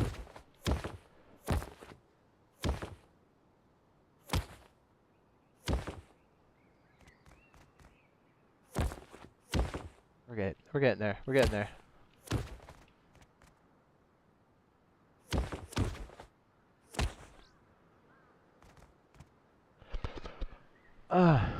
This only needs a little bit of power that comes back around, so we need 1, 2, 3, so probably 4 there. Maybe that's what this piece of crap can be.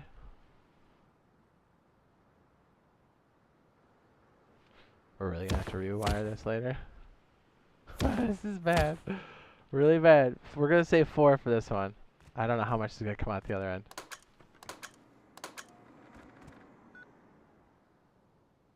$29. Potential power. It's only gonna use 10 off that end. Okay, so doors are not open because we didn't wire this. What am I doing with my life? Oh my goodness. So this is what? This needs to be like 4 units of power. Oh my goodness. We need another piece in the... Where are we right now? This is why we wire it like this. If you're doing like loosey-goosey work. What we say? 4 for this one? Kill it.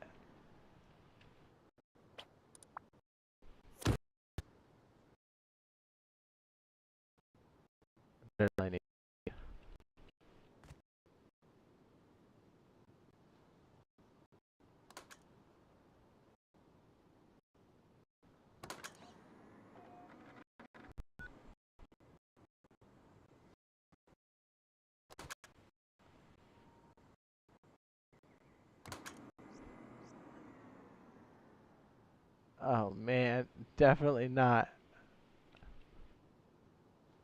Are we short on power somewhere?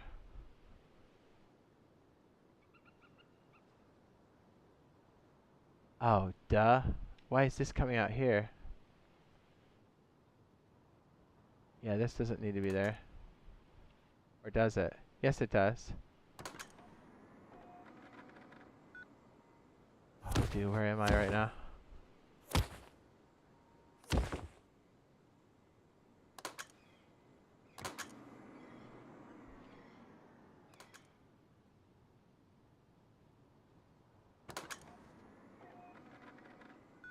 That's why. Look, we barely have enough to come off the top. Whatever's coming out here is not enough power. 6?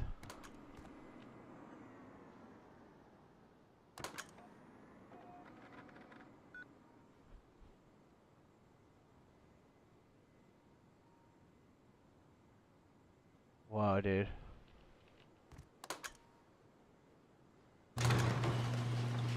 Oh, yeah. What a disaster. I mean, that works. In the most painful way, that works. My goodness, what have we done?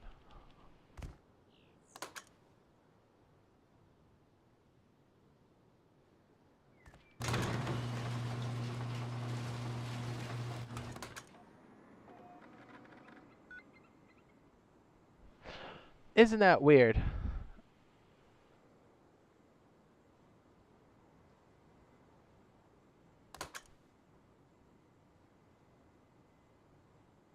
Oh, wow. Okay, so yes, this works in the most painful way possible and it's not easy to understand. I think probably the best way to do this is to really tighten these up and get them to come into memory slots. And then as different switches happen, we have the memory modules carry like the different states for these. I think that's going to be the way to go. Because we could do this manually like this, but this is rough. So we're going to have to rethink the whole thing. So hopefully this works the way I think it does. Yep, and then this turns off. That's clean. But look, to get it back into its original state, we got to do this and this.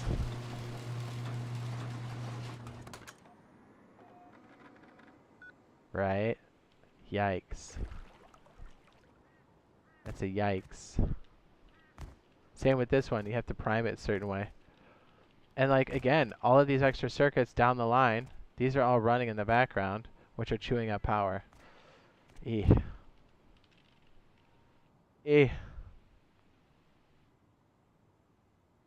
Toggling every other time. Isn't that an interesting behavior, though? And it's definitely not organized in a good fashion either. Like, we could take a lot of these splits that are using a couple pieces of power and put it into a splitter and do all kinds of crazy stuff with it, but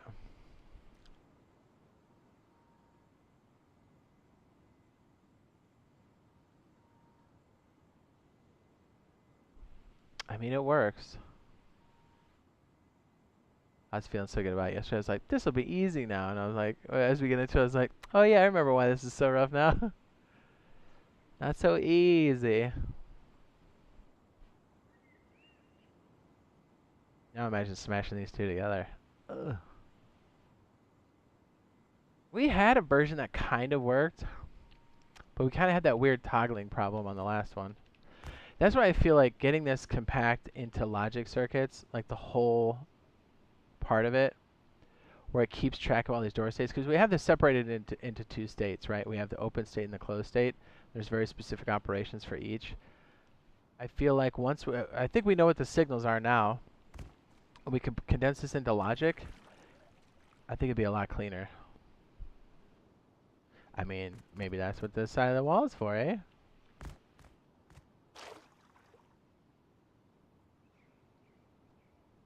I'm just trying to think, if these are the standard inputs, I mean, even look, if you were to combine these, this is a nasty.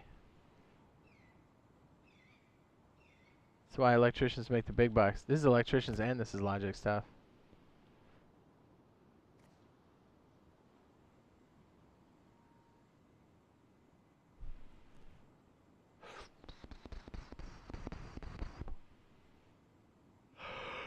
This is our closed state. I tried to put it up almost in the same way this was.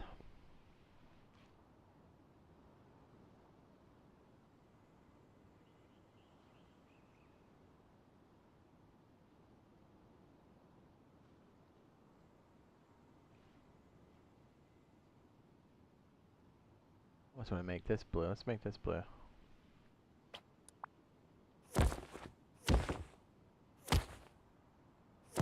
So I feel like we can make these look.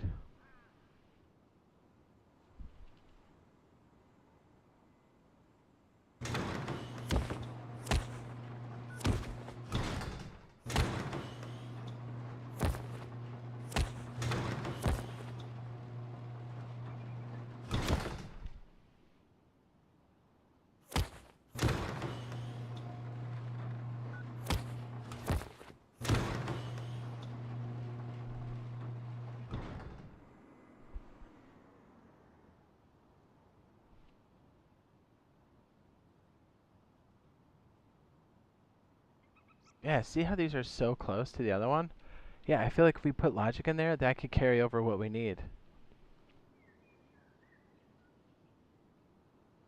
We have 2 splits over here, though, right? I guess we didn't really need to, did we? Well, we ended up using the logic circuit for that side.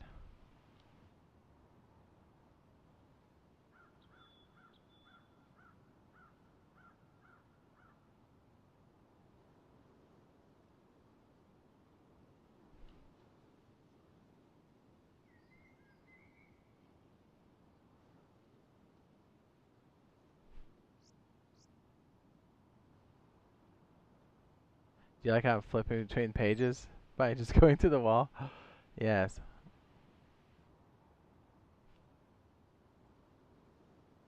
It'll be just like this. Really rough at first, but once we have the solution, you just kind of copy it, and then you're good to go.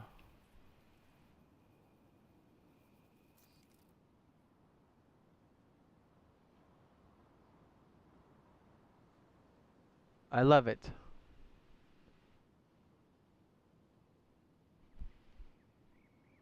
So it's interesting. What comes off of the blocker,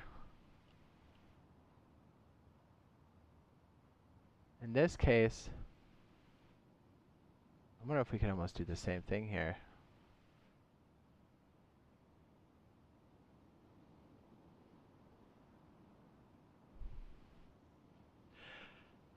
If we, because we have that same weird toggle state, Timmy says, nah, never done cargo. Oh, baby.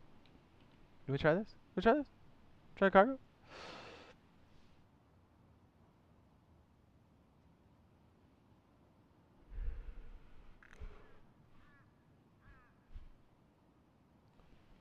I wonder if we could still put that same logic on the outside for the green line.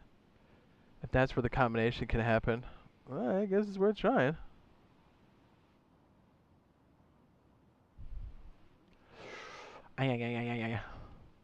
Because that one split is almost exactly the same. These pipe off into... That changes. I'm trying to think, if we were to merge these together, how would we merge it? Because I'm trying to separate like the door and the turret section into its own spot. That's why we made them those colors, yellow and green. Could we just dump some of that extra logic in between here and like make that happen? Question mark?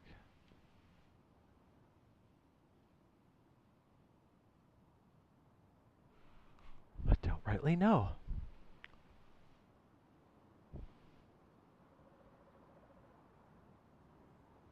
And this is like the controller. That's interesting. We could almost do that. Look, because this is the trigger for both sides. So can I add this extra logic piece on this side and still make this work in the same way? If that's the case, then we have almost the same amount of inputs.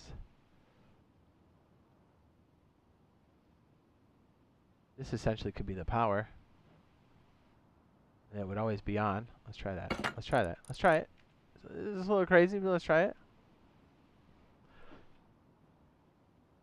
Can you do it solo? Yes. Yes, you can. Now, it's not a guarantee that you'll do it solo every time. You gotta try it a bunch. Ugh.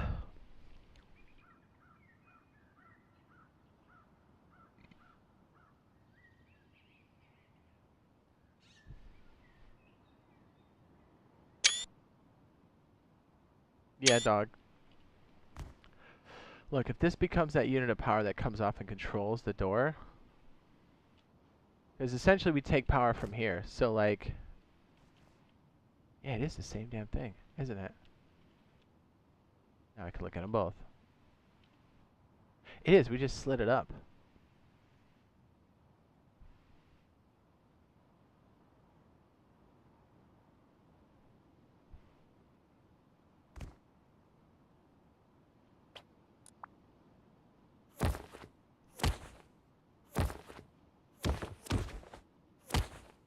Don't you love it? Hello, jailer.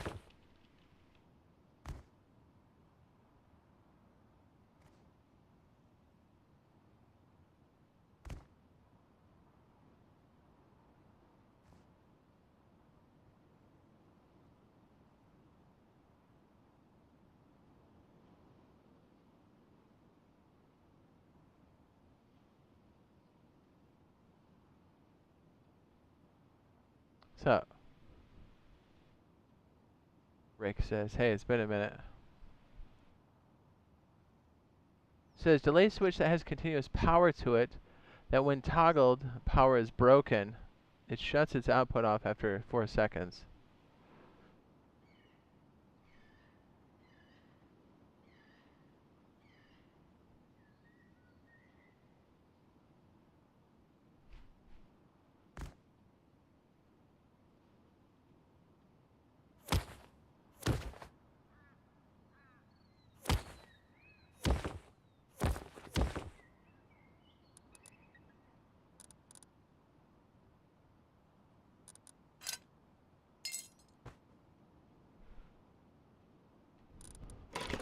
That's why these buttons are so cool when you're testing stuff.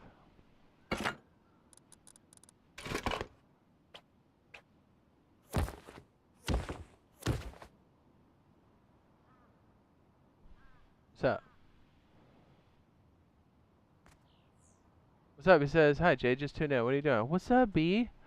We are doing some crazy door stuff to try to get ahead of the curve for Power Surge. We're talking above and beyond the standard stuff. We got this fancy one that's only allows you to open the circuit, all doors in your base, if you're authorized on the TC. Hot. And conversely, if you your exit of your base could have the same thing, but only you can turn it on.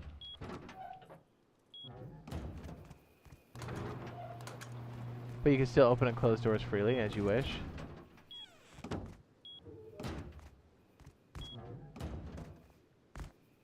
But then if you get raided, you can just shut off the circuit completely. Hot. But remember, only you can hit the switch. If you're not authorized, you can't hit the switch. Oops. I meant to say exclude authorized. There we go. So if you're not authorized on the TC, you can't do anything. So, basically cutting off the fact that anybody who's not doesn't own the base can't just open switches to get your base to open up.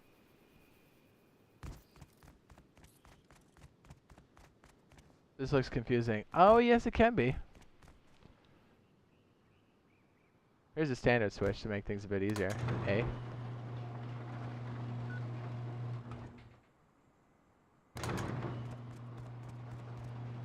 We're trying to take it to the next level.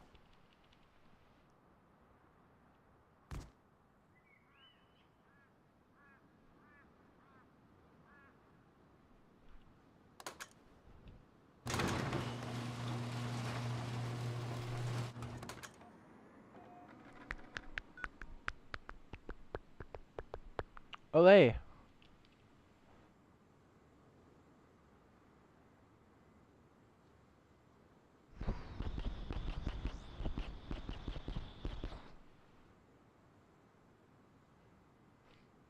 Kind of like this blocker switch. I kind of like to have it tucked up where it's like being more functional, like because it is just converting this signal at that point. But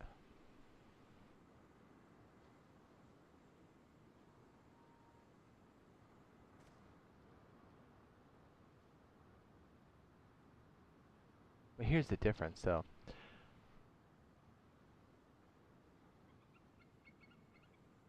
Yeah. Trap bases probably take a while to plan out. Not too bad. Says I would love to use electricity when it comes out, but I don't think I'll understand it. I got you, dude. I have plenty of stuff that's already laid out real easy and for you guys to like copy if you don't want to have to understand it. I got you, dude. I got you either way. If you want to do deep understanding, I got you. If you just need the quick fix, I got you.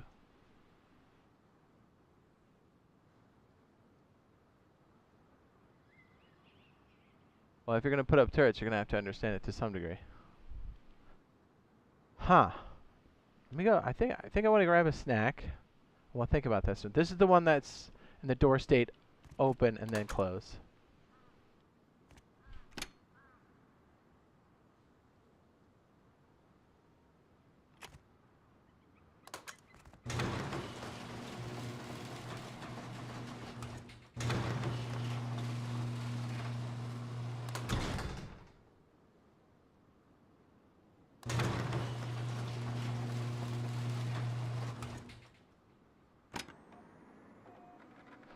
Isn't that interesting? Right? And then I think if we do this, it is incorrect.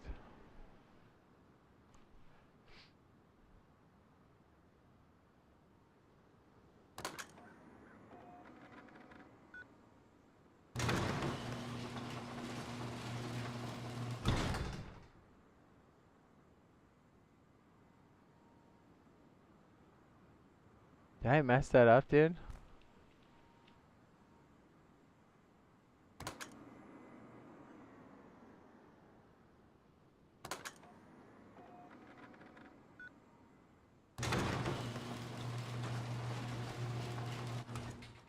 Did we just turn it into the circuit we needed just now? This is backwards.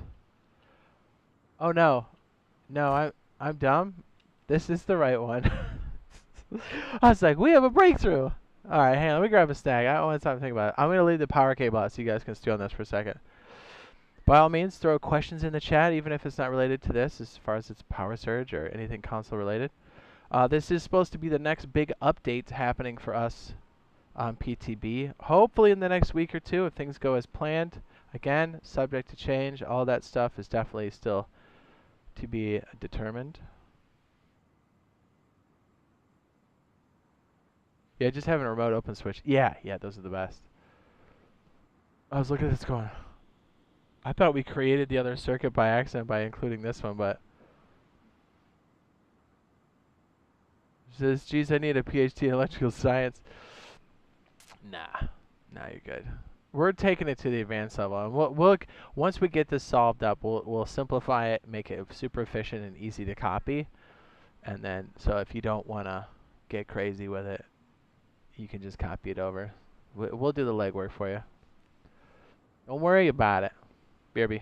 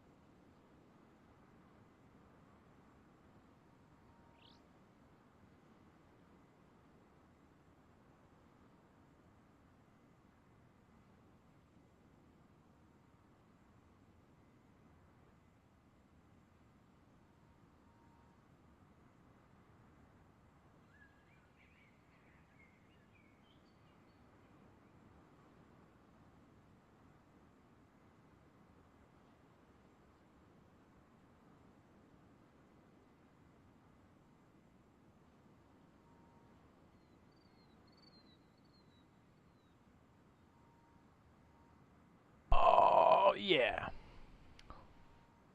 Cool thing is, test it on PTB before it goes live. 100%. I'm pretty sure Builder's Paradise, or even if they don't include all the electrical circuits, you know you can shotgun all the BPs and stuff through the tech tree, so Builder's Paradise is going to become a necessity. And, you know, once we have it laid out, I'll try to lay it out in tiles. Like, when I mean tiles, I mean, like, building tiles. So, you know, to put all the circuits in, like, you know, nice compartments so you can fit it on a wall somewhere. Because that's the way you're going to do it realistically. That's why we set this one up the way we did. You know, it fits on a wall like this. You can make it more compact. You know, it fits in a doorway.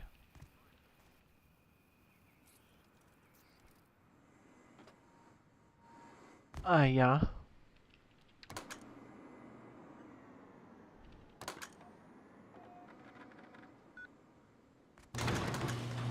Oh yeah, I forgot it was on a timer. Whoops! Whoops! Well, the other option is you can also have two switches. One for your opening of your doors and one for your turret. You can just count. That's if you really don't want to get past it, you know? This one works nice for the open. Hot. I want to see if I can do the same thing with this over here. I think we can, right?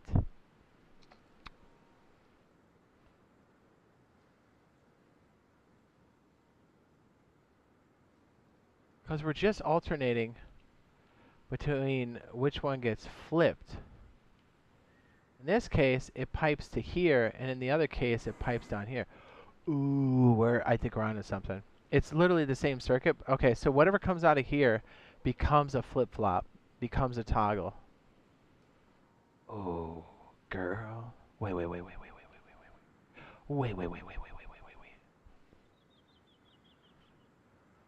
Dude, can we replace... Hold up. It's awfully confusing to understand, but I think this might work. When this guy gets turned on here, why is this one split? Do we even need that? Huh, yeah. Maybe. This is the only anomaly we see here. Although, but technically...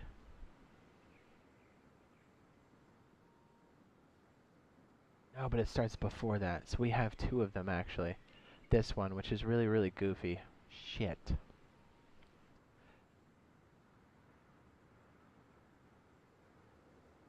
I'm going to put this one in red. I almost want to slide this one over so we can get a bit of a better understanding here.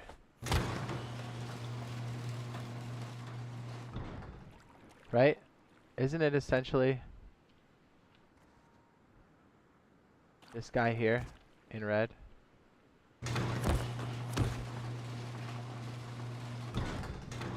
Yeah, but see, in this circuit we have this extra stack on top. It cuts power off to the side, which maybe we can do. Maybe that's what we need for that side. Oh, girl.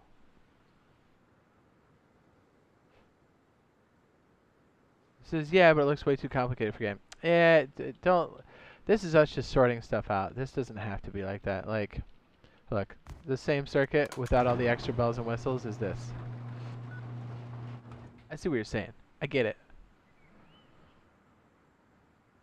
So, Laird, I feel ya. It says... I wish I could get all of the... Get it all good at the game. It says, you're talking power, and I'm like, man, I can't even handle a DB with confidence. It's all good. You see me choke with the DB all the time. Every day.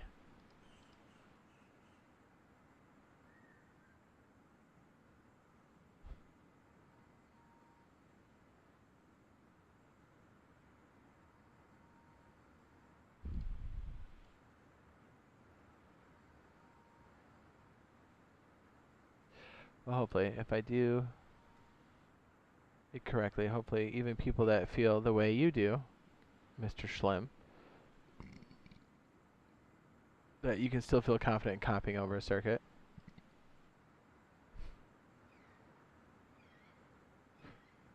You can run a lot of those wires away from the switches. You can piggyback multiple sets of doors and turrets, just increase the output. Correct.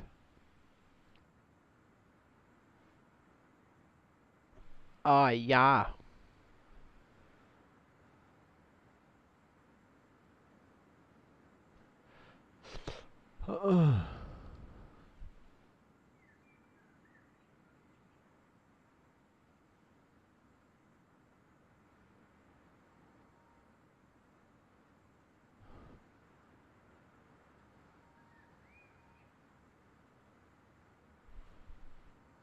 Hi.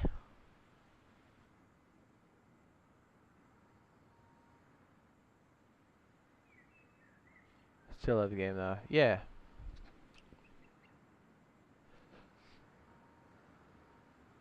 I'm confident once we kind of get this thing isolated, we're going to have it down pretty simple. This stuff down here makes it look pretty wild too. I'm just shooting power up to different areas. This is just to make it easier for us to kind of like iterate on ideas. I'm going to try to move this one all the way over then.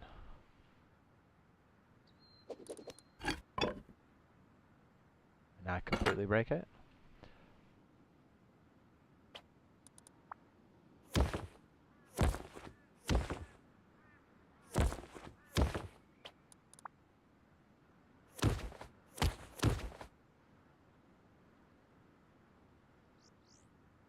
This one probably just needs to be like, probably like 5 or something, and then the remainder goes off to this piece, which I hope is enough.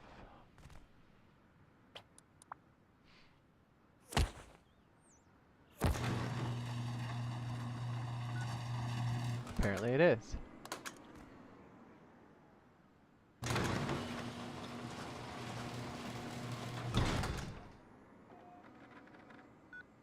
We got it backwards, don't we? Interesting. When this trip's on,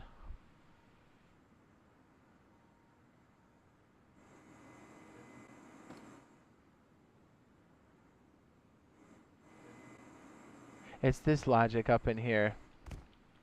From here to here. And how the switch moves in between.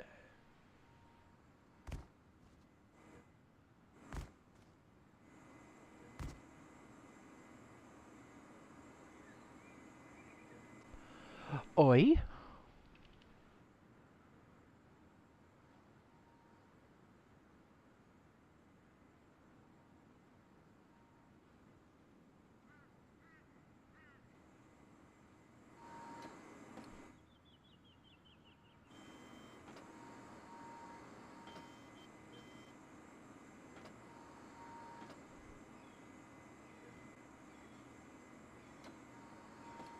Oh, hey. Instead of having that one, this could still power this side. Because really, yes.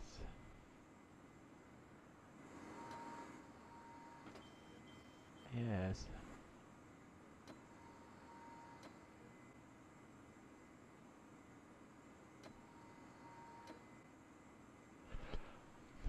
It is interesting that it seems like this switch slides up one in the scheme here.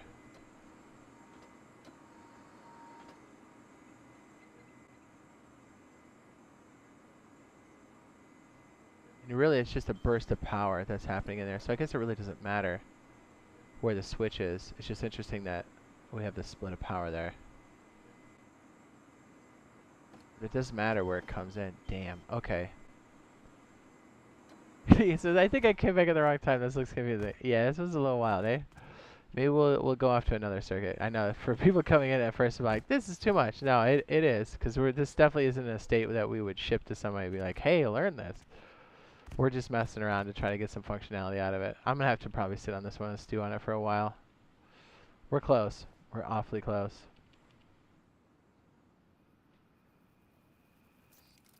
This one's where it's at, baby.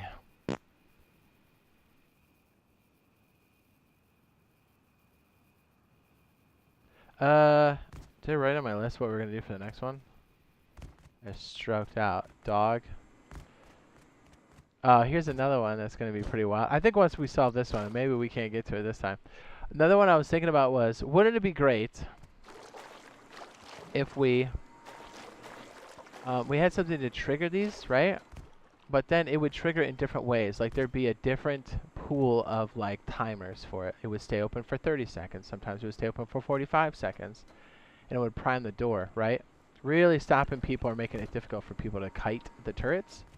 Or if they know how to trigger these, they'll be like, oh, I'll just trigger this and then you can shoot it or whatever. There'd be some different ways to actually like add some randomness to it.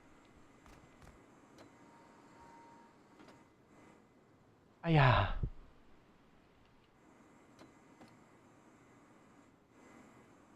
Oi.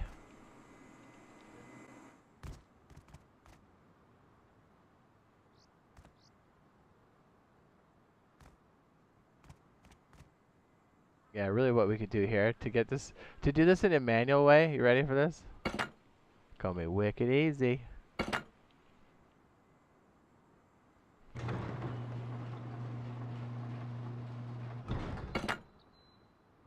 Here, to help people's sanity, right? I get it. It's rough. We'll just color these in different ways here. We'll have this be 3 units of power. So our door controllers are yellow. I'll make this 3 units of power. Easy. Right. Then we'll have the green, which stands for turret power.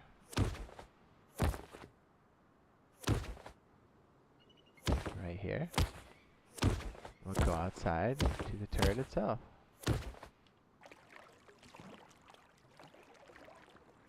Just like that. So this way, if you don't want the automated portion of it, you ready? Here we go like this. You're like, hey, I want to make sure the turret's on first. Okay, that's up. Now you can open the doors. Right? And you're like, okay, turret's on. Let me close the doors. Okay, shut off the turret. Okay, let's turn off the whole circuit. Easy. Probably 2 timers with an OR switch. That's a good... Okay. Okay. That's an interesting approach.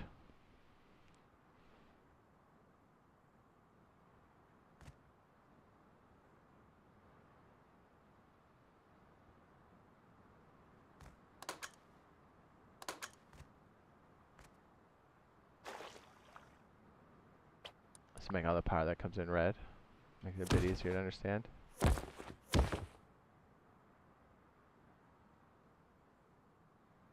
Just, yeah, for organization, I kind of tuck them around the corner like that. I think for understanding, I could even put these 2 switches up above and then make them kind of spill off to the side. Hello, Odin. Hello, sir. I'm trying to think how we would implement that with an OR switch.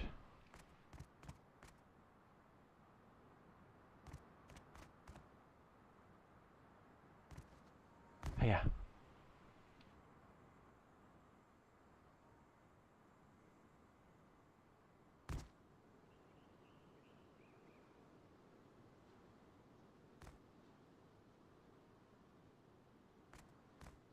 Interesting.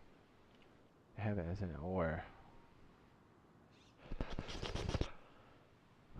Huh.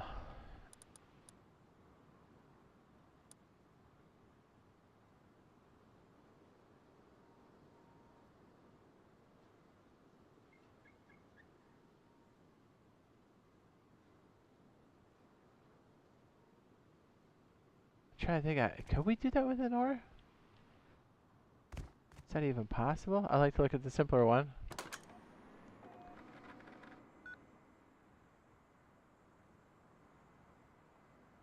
Yeah, the problem we ran into was this guy right here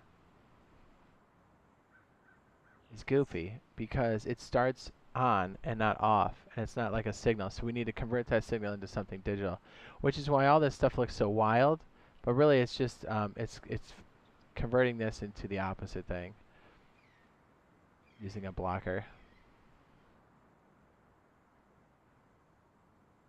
which is enough to trigger that for a second, which turns this on, which actually isn't too bad to understand. So really, if we kind of compact that logic into this, I think even just having this in a more compact way might even help a little bit.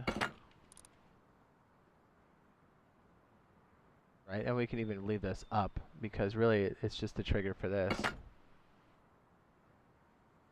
Sometimes reorganizing it helps. Well, always right when I was like, yeah, let's go take a break, I could start to kind of think about it in a different way, and I was like, all right, let's try it this way. So when it comes off of this logic piece here,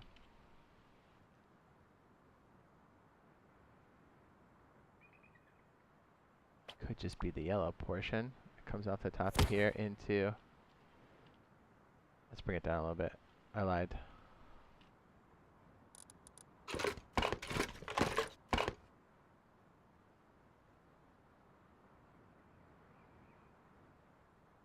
Hopefully different ways to represent the same thing.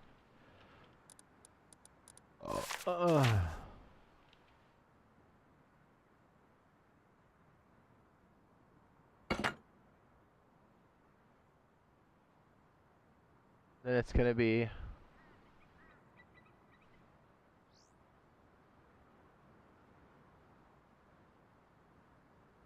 Would it actually make more sense to have it like this, maybe?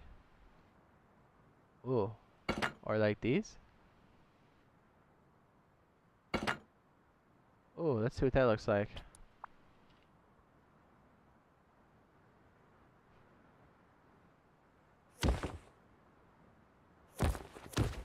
Oh, that feels better already. Doesn't it? And then this logic piece comes up here. Oh, yeah, that's way better. Oh, that's way better. Ah, it's this. Oh, man. What a difference that makes. And then whatever comes off this bottom piece is like 2 pieces of logic here. Which is the one that comes off the side piece, which is cute. It could also easily be in a line. And then whatever that is comes off for the logic. No, this comes off for the power for this.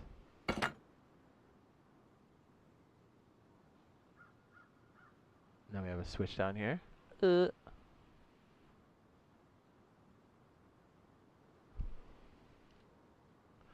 That's not terrible.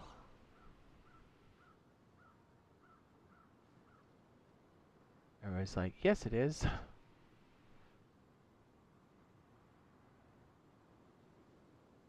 Yeah, so like, what if we had this? I'm just trying to reorganize this in hopes that it makes a bit more sense for everybody. And for me. More so for me right now. Look. Way better. And then this is like the branch in between these, right? Kind of like to do it with the flow. I don't know, what do you think? Does this help simplify it? I'm going to try not to make as many bends and creases. Is that better?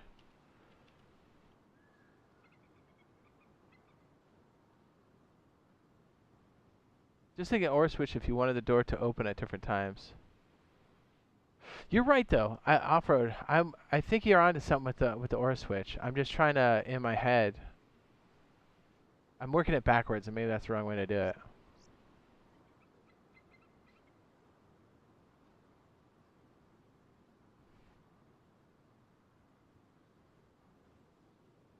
Here, let's do this. Since we're going to have a power line coming down from here, let's scooch these over a bit. Right, so we got enough for the split here.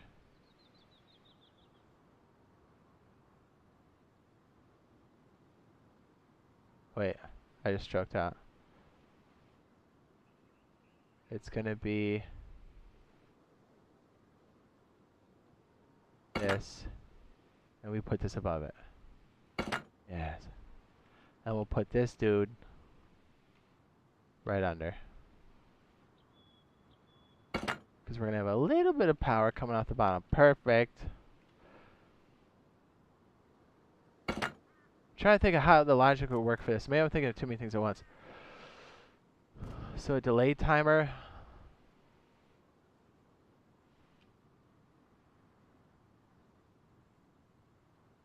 What is this one? Red?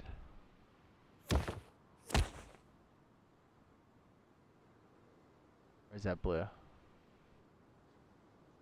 That's blue. This one's red.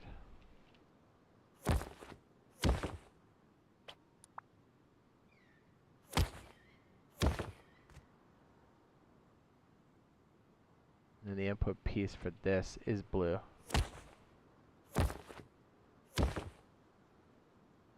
Or instead of that, how about this? Does this make more sense? Instead of all those bends.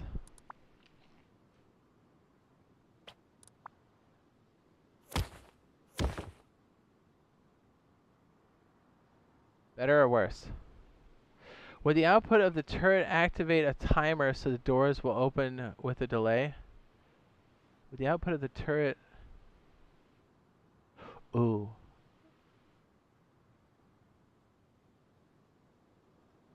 That's an interesting... Ooh, off-road, you're onto something. I don't think it has that, but that's an interesting point. There's really no, like, pass-through on that. If there was, that would make it a lot easier, because then you could detect the state of the turret. Now, there's things like has target and everything else, but there will be conditions where it doesn't have a target, so it'll give you a false positive. But I like where your head's at, sir. You're on the right path. The OR thing is interesting. I'm trying to think... That might be the better way to do it. Yeah. Yeah, because I'm thinking this little guy's going to have power somewhere. So I kind of wanted to make it a bit easier.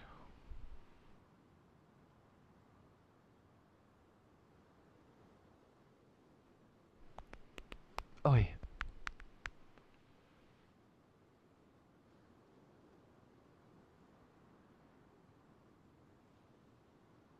We could just put lights up here to represent the different spots, eh? A.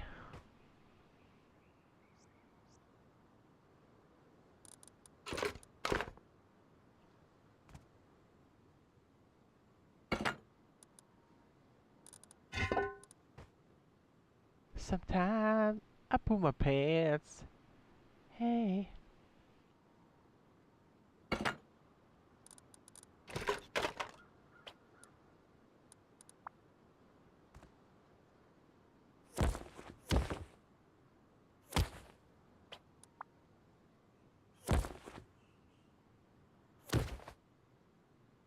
Right, still same idea. Red would be the turret, blue would be the doors.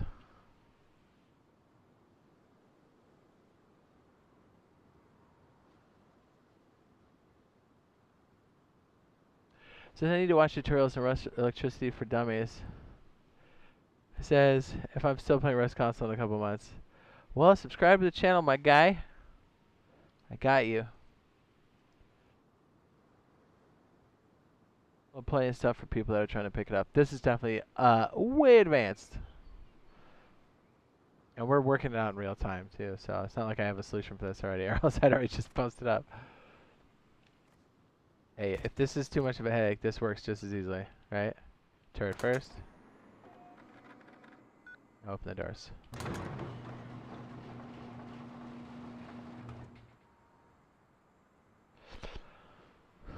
Yeah, the doors can come from the...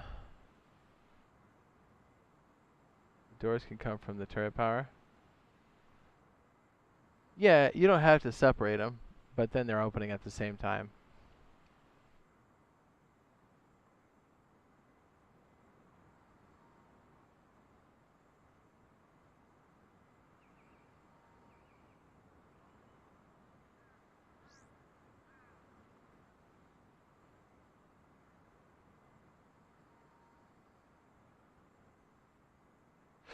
Yeah, as far as I know.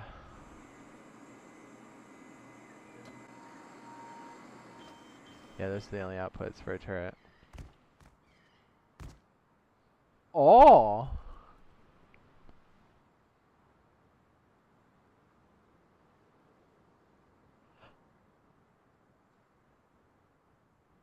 Oh, I stink. Like poop. Let's try to simplify this other one too. See if we can get the same kind of pattern. Ooh, that stinks like poop.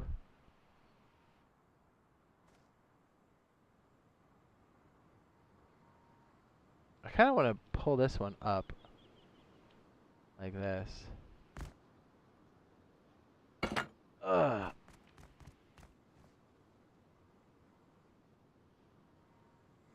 dude, I stink like poop.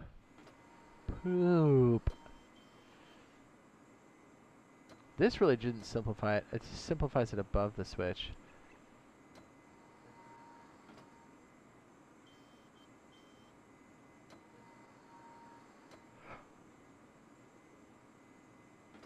Ugh.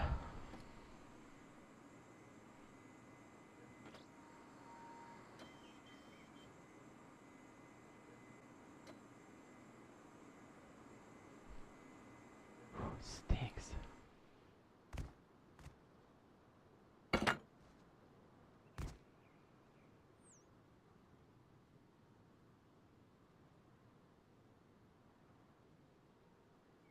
Wait, is this the exact thing?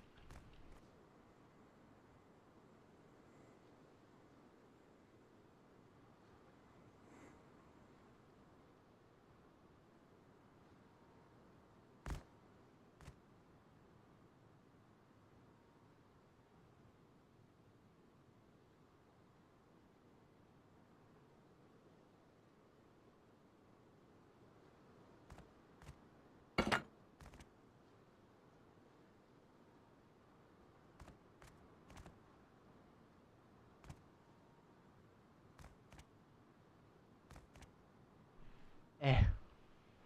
So the top of this comes off and dumps into the trigger there. Light a candle. Geez, do I stink. It says already been subbed. It says I get all my Rust news from you. Nice, thanks. He says I appreciate it. I appreciate you, sir. Dude, I stink like poop. I'm just baking brownies over here so bad. I mean, if you want, we can go into something else. If you guys have another suggestion, if this is like melting too many faces.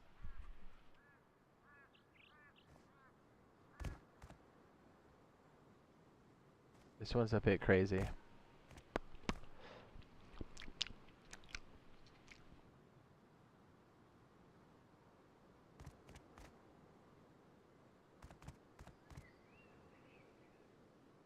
Trying to simplify it with the other thing in mind. It would be nice if this was kind of up here, maybe. Because it becomes the break point for the top. It would be even better if the other logic was in between. If we condense this, I think it would make it a lot easier for us to compartmentalize into 2 modules. And then if we try to smash them together, I think it's going to maybe give us a bit more insight to this.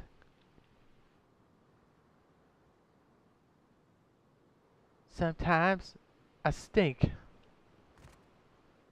like hot garbage. Yeah, I don't know what I ate, but it is rotten. Stinky boy.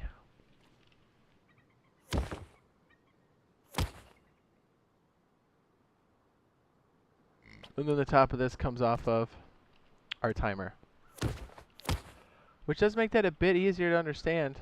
Again. Oh, baby. Looking awfully close. Says I might have missed it. Are you trying to do a switch with the motion sensor? Here's the thing. So, our dilemma is when a turret is activated and a door is shut. So we want 2 states involving 2 objects, right? Objects being both these doors and a turret. If you watch the door, it opens slowly, right? 4 seconds to be exact on both directions. But if you look, when you power this on, look at the turret. It's not ready to go for 3.5 seconds. Now it's ready to fire. The doors are already open, so you've got a good 3 seconds of the turret being exposed before it even shoots. Here's the problem. When you activate this bad boy, people already, they hear it and they run. And they may get out of range. Like, oh geez, here's the turret. And by the time that turret's on, they're, you know what I mean? You can't catch them off guard as quickly as a swing door too. So I want a way to have this primed as the doors are opening.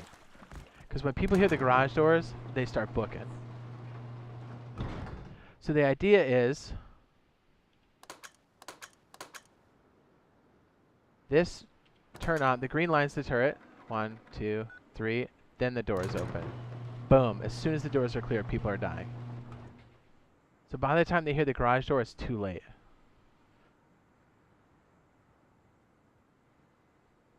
Says it's a delay on, delay off. So the turret is on when the door is slow. Correct. Singe the nose hairs. Yes, yeah, definitely. So then when it closes, same thing. You want the turret to be on, then shut off. Which are 2 different states, right? We have the on state and the off state, which are 2 different conditions. Because if you look at when these are both on, look at the way it closes when you shut off everything. The turret shuts off immediately. Boom, it's exposed. Giving people more opportunity to get in, to mess with it, to shoot at it. You know, you want this to be covering areas around it when it shuts. And you're going to need to have these like these blinds open and shut like this, these garage doors, because there'll be times where your turrets are off because power is a finite resource. So we've got it in this condition here. To ignore this, we've got it in this condition here, but we have to prime it in such a goofy way. So like this here does work. So this is the open scenario. Okay, I think I have this set right. Ready? Timer set. Now the door is open.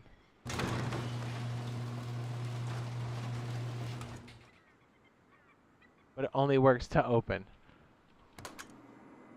You know what I mean?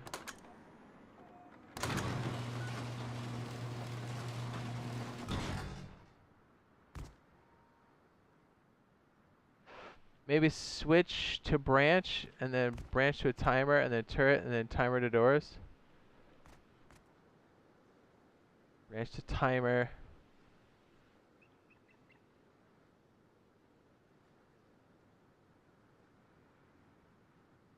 And then this one works in the opposite way. It's on. So this represents the open state correctly, but just in a very messed up way. So it opens in the right condition, right? Only. And this one closes in the right condition when it's set up properly. So like, look, the turret's on. Now watch. When we hit this, if I do this right. Oops, just kidding. It needed to be open first.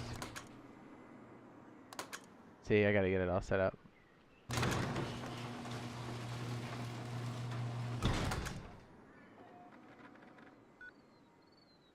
Wait.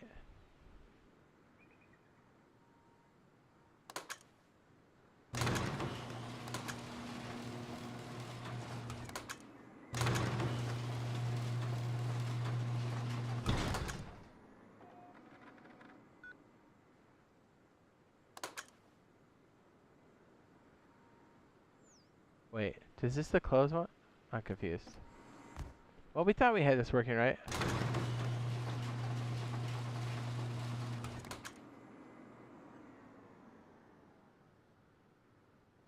I think we need to do this like we did in the other one. Little stinky switch right here to push condition.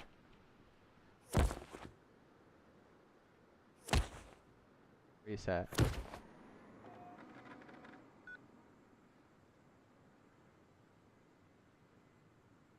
Okay, let's try this. This one works. Yay, we did it. Kinda, right?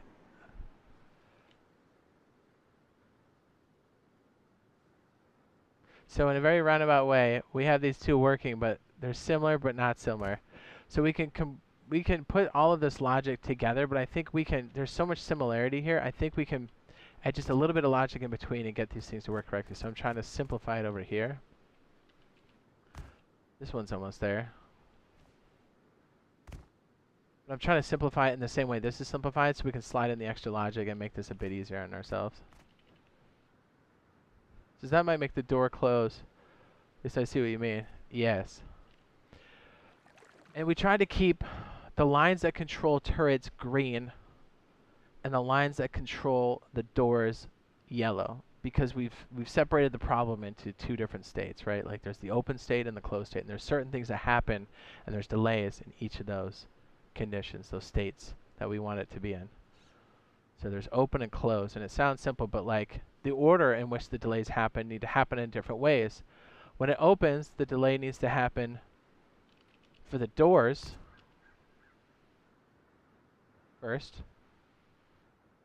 and then the turret gets turned on, right? And I think maybe we're just talking it out right now, and this might actually solve it.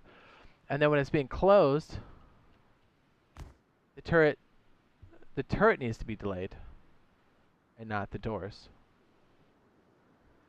I think that's our overlap. I need to go check my butt cheeks, dude. That fart stinks. I'll be right back.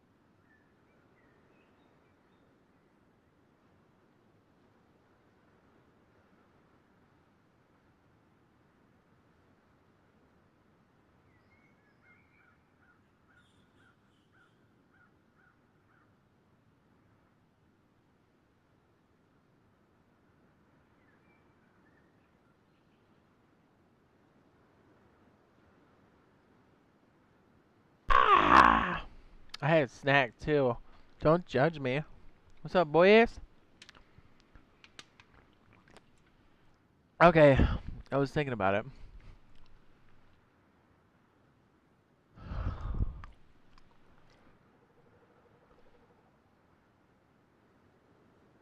Let's try to jam these together. Let's get stupid. We're gonna need a bigger boat.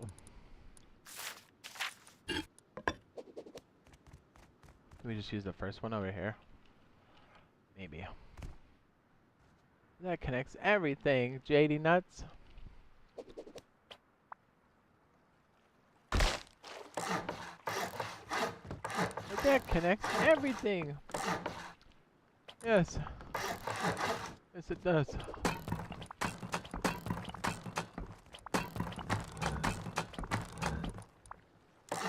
Hey, I don't think I washed my hands well enough. They feel a little goopy. Hold on. Hey, little chippies. I don't want any grease on my mouse. Gross.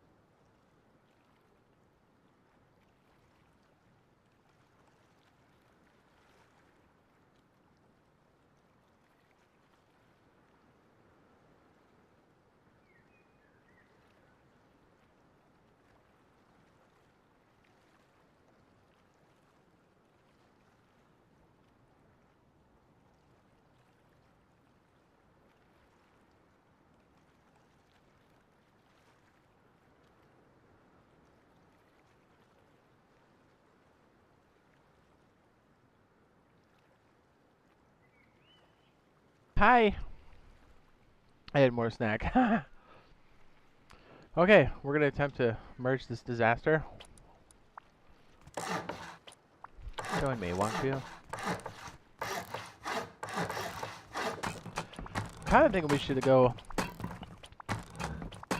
We should be able to float like this into it, so we can get a lot of it going.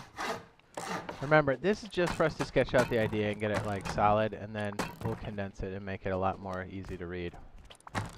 Right now, it's insane.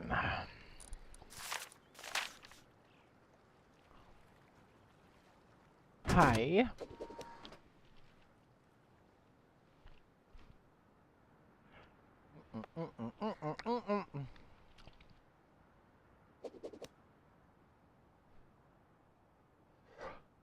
So it's actually not a lot of stuff that's going on here.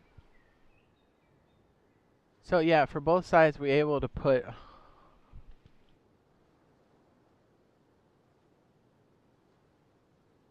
Really, it's just a question of when does that logic piece become the timer for that other side. We got it to work with a memory module on both sides, which is dope. And we can have this one work in the same way.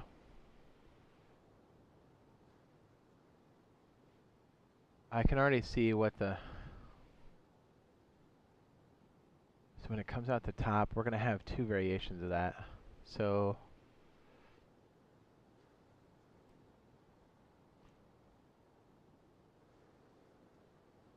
we're going to need 7, 6,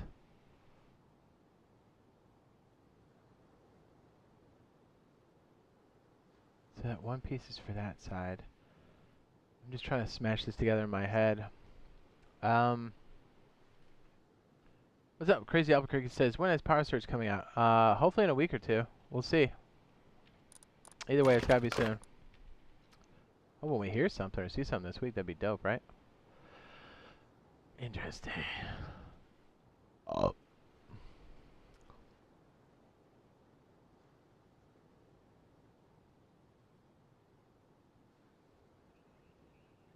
Gucci flip-flops. Wait a second. Am I crazy? There we go. Okay. I think I just found... Nope. This one goes over that side. Wait a minute. So does this one. Oh my goodness. We're going to need something to cross it over. Damn it. I wish I had a way to sketch this out so you guys could see it. If you're looking at... Okay, so the one that's closest to me is the one with the door open. The other one's with the state door closed. I'm looking at the far left where the door controller is and trying to see what is similar here. It's the output for this one. Yeah, that is confusing. We're going to have to really merge that up. That's a mess. Okay. I was hoping we could run these as like single modules, but it looks like we're going to have to like overlay some of that logic. Oh boy.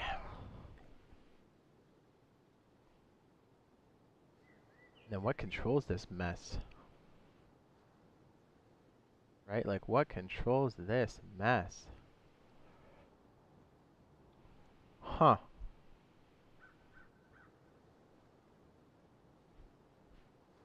I kind of need you to figure this out so I don't lose sleep over it. Right, dude? I normally just be like, hey, I need a little bit of time to like figure this out and we'll come back to it. But now it's like, So, okay. This, it's really hard to point out. So all of this here, there's a lot of similarity, but there's also like, that's where it kind of forks.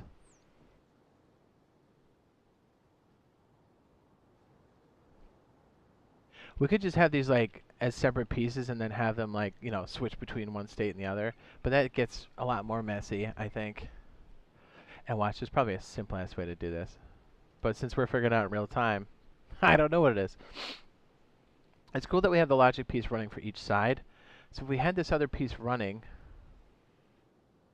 we could technically keep that side. We almost have it, dude.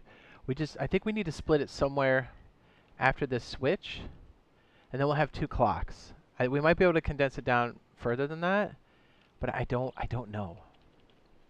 We're gonna go full ham, or we're just gonna put the creative block down. We're gonna put the creative block down with a lot of extra power, if you know what I'm saying. Right? Like now that I'm locked into this, I was like, dude, I gotta know what this is.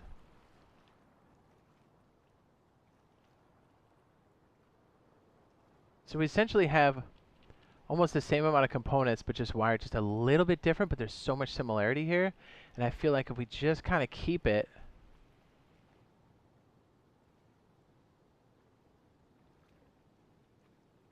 Hold on a second.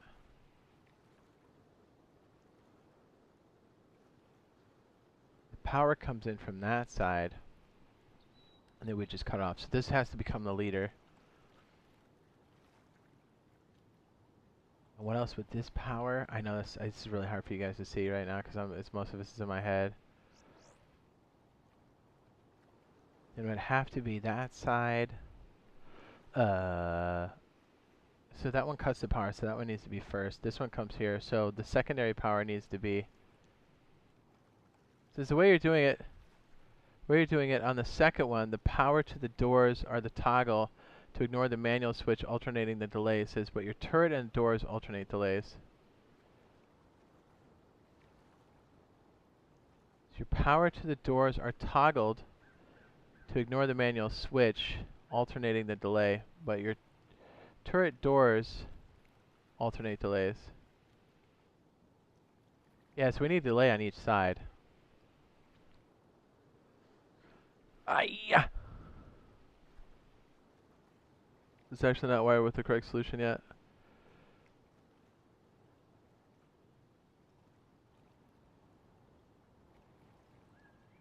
Okay, yeah. True.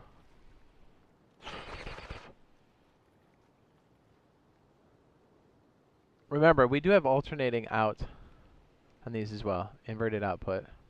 So whatever comes here can alternate between these two, which could be the way to go.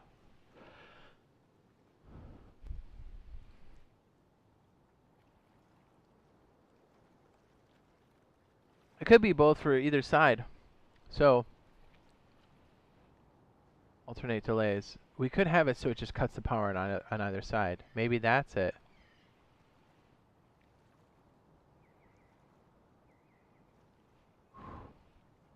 There's like 4 or 5 different solutions we can go into at the moment.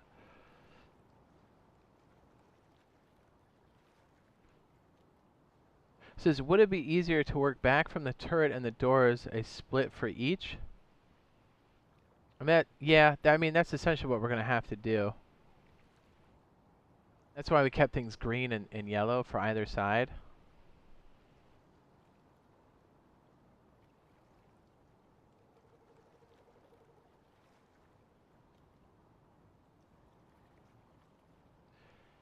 You're right. We need, okay, so I think what we need is a way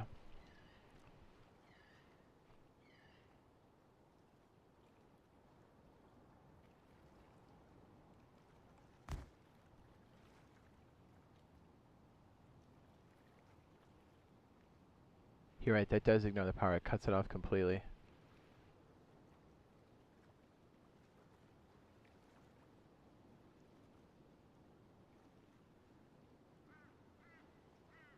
Yeah, either way, when they're in either state, when they're on or off, they can't just be a flicker. It needs to be a constant piece of power. So you're right. It almost needs to be... This one's working because we're cutting off the power to it.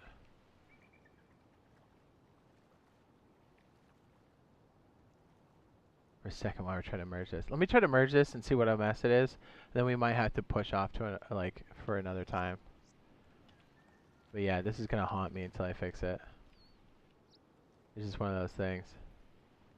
Okay, so if I try to merge these pieces of trash, I was thinking about I was taking a leak. I was like, there's a delay for both sides. It's just a matter of which one goes which, right? So in one state, the delay will be on one side, and then on the other state, the delay will be on the other side. But they're both, there needs to be a delay for either side. So this needs to incorporate a delay for each. And then it's a matter of when do those get tripped.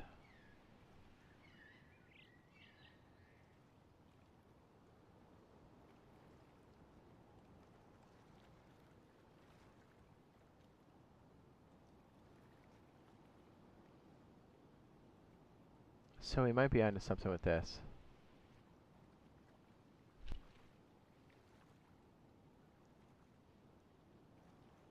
But once we have this figured out, it's going to be locked in, baby. Locked in.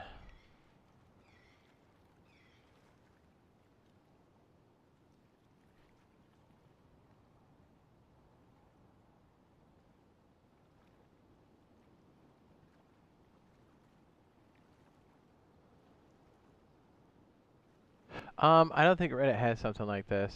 I've kind of looked in the past. This is kind of cutting edge stuff that nobody else is doing that I've seen. Probably for good reason, right? I mean, look at this hot mess.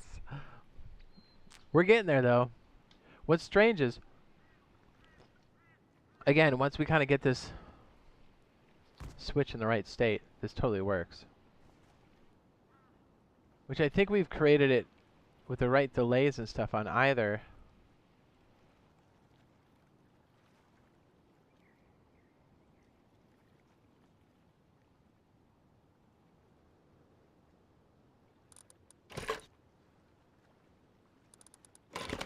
Let's get stupid. Oh, come on. There you go. Es stupido.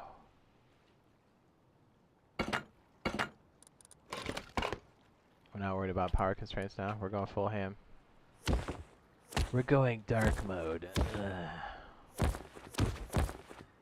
300 units of power on tap. Boing. Let's not mess around. So we can do some major overflow. So I think it's going to be 6 power modules on the bottom. We're just going to go freaking stupid.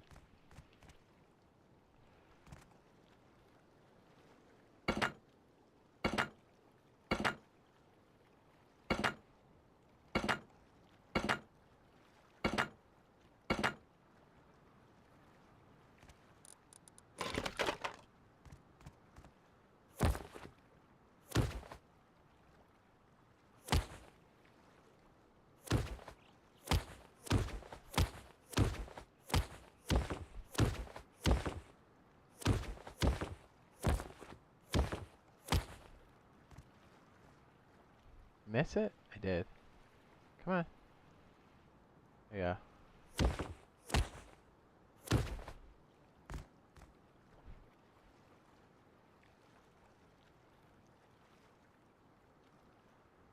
Every piece of outlet here is going to give off 30 units of power. Let's get, you know what I mean? That way we don't do the math wrong. We just got straight power, dog. That way we can kind of sketch it on the top and make this more of like a grid paper kind of setup. So we don't have to keep rewiring like a ton of different things or like break stuff and bring it back in. 1, 2, 3, 4, 5, 6. Welcome to the power grid.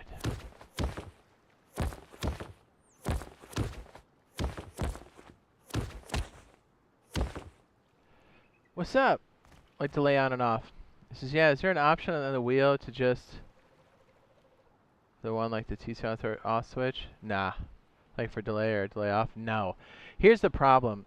The on and off switch is kind of broken because there should be a way to also like trigger this in different ways and like to trigger it off, but it actually doesn't. The switch off doesn't work the way it should. And because we can't operate this with like start on or off, it kind of makes things a little goofy, but like we'd be able to do more if we can actually toggle this in such a way, but it doesn't work that way. You can toggle it on with reliability, but you can't shut it off with reliability, if that makes sense. So we're kind of building around it. And knowing that that's been the current state of that for a very long time, it's most likely going to be the state that we currently get when power hits PTB. More than likely. Ooh, did we run out of power, baby? Oh, we did. We have more than 10, that's why. Okay, fair enough.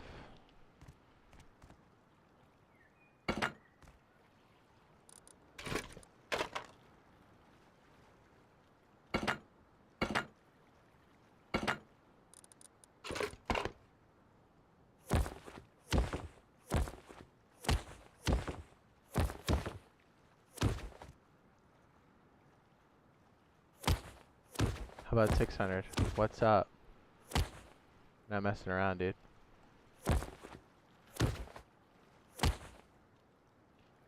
$30 units of power all the way across. Okay. I kind of like the idea of condensing this. I think this is the right path to at least start on it. This may not be the right solution, but I think this will help get us. So if we kind of simplify this a little bit, because we're going to have to move these around in blocks for this to work correctly.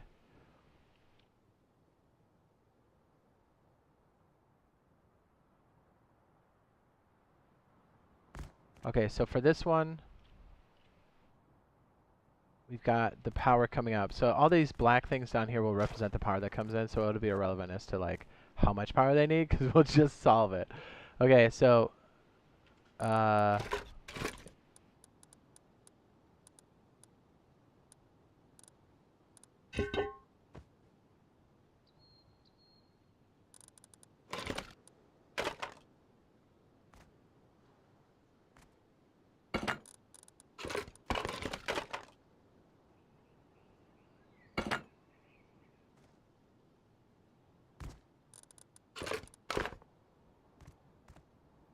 Okay, so that one goes up.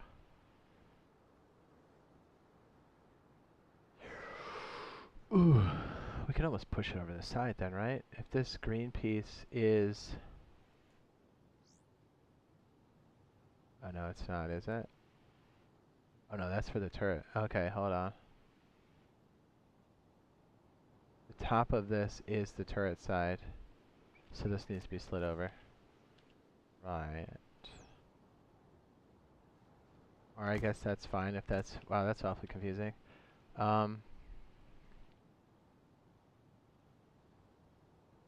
Yeah, I guess we really need to slide that over then.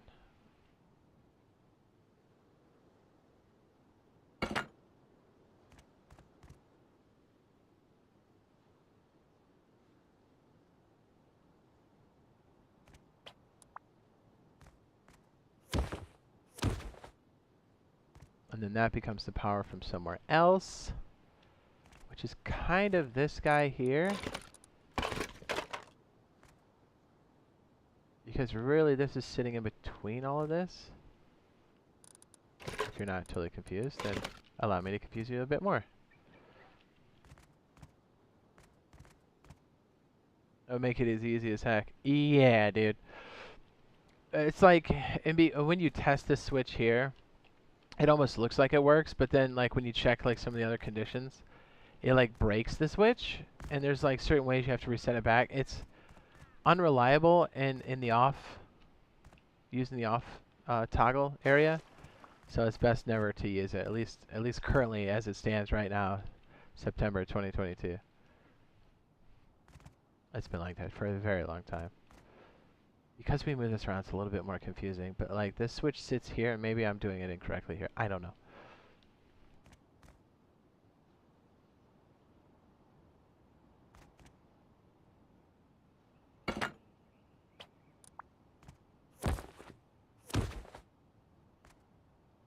Then this piece comes up.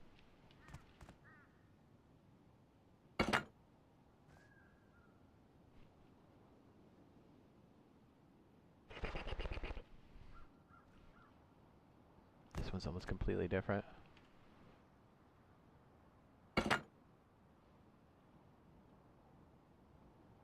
Okay.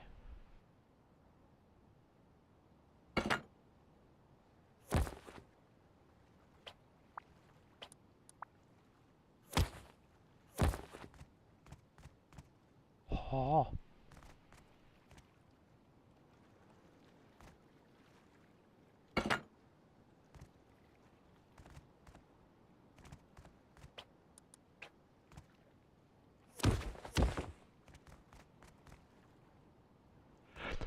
And then this piece goes off to the other piece of logic, which is going to be...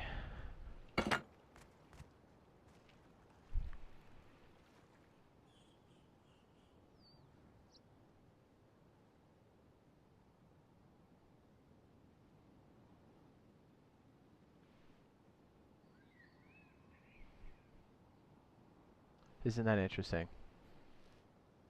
Bales is right.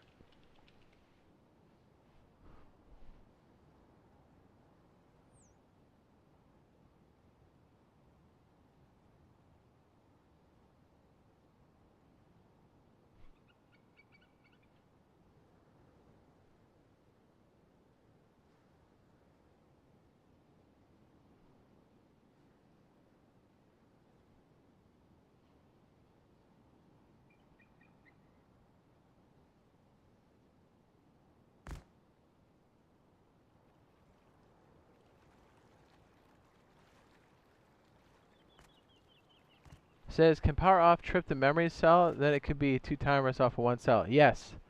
The way these work,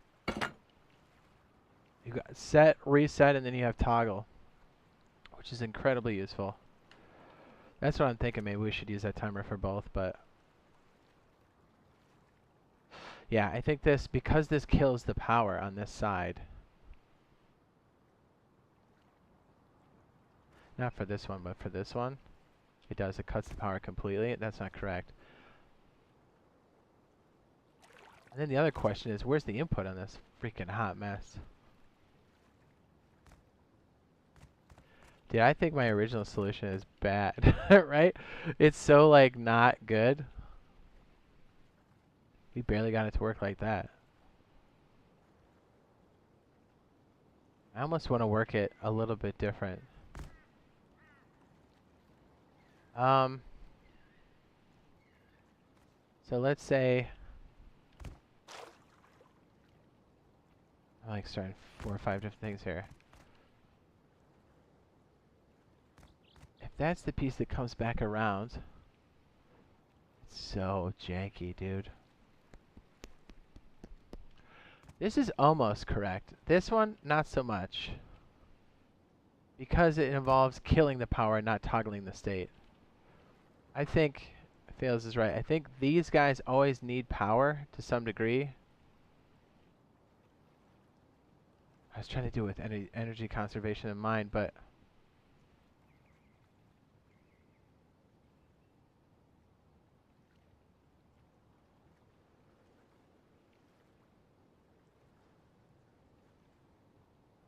option for controls are really limiting. So you can troubleshoot with toggling the delay switch. You got the right idea, I think. Yeah, that would be ideal.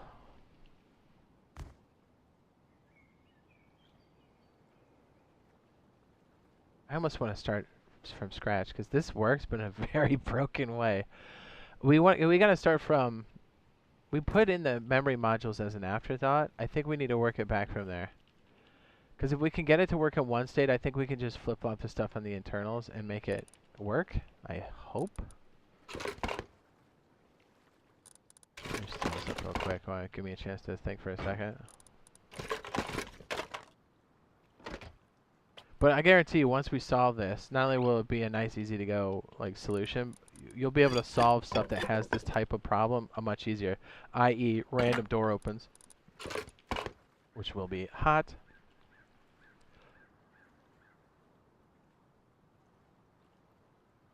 And if you notice here, I think, so the yellow line I think is correct for both, almost. We just need to, like, the input needs to be controlled a bit different because we're controlling it strictly off of a toggle state. Now, if this gets a little hairy, then we can automatically force a set and reset. But in this case, having it on and off seems to work for now. But we need to have this work in the same fashion consistently because right now, this one cuts the power. But does this one work as a toggle? I think it does. Yeah, you know what? We are getting close. Hold on.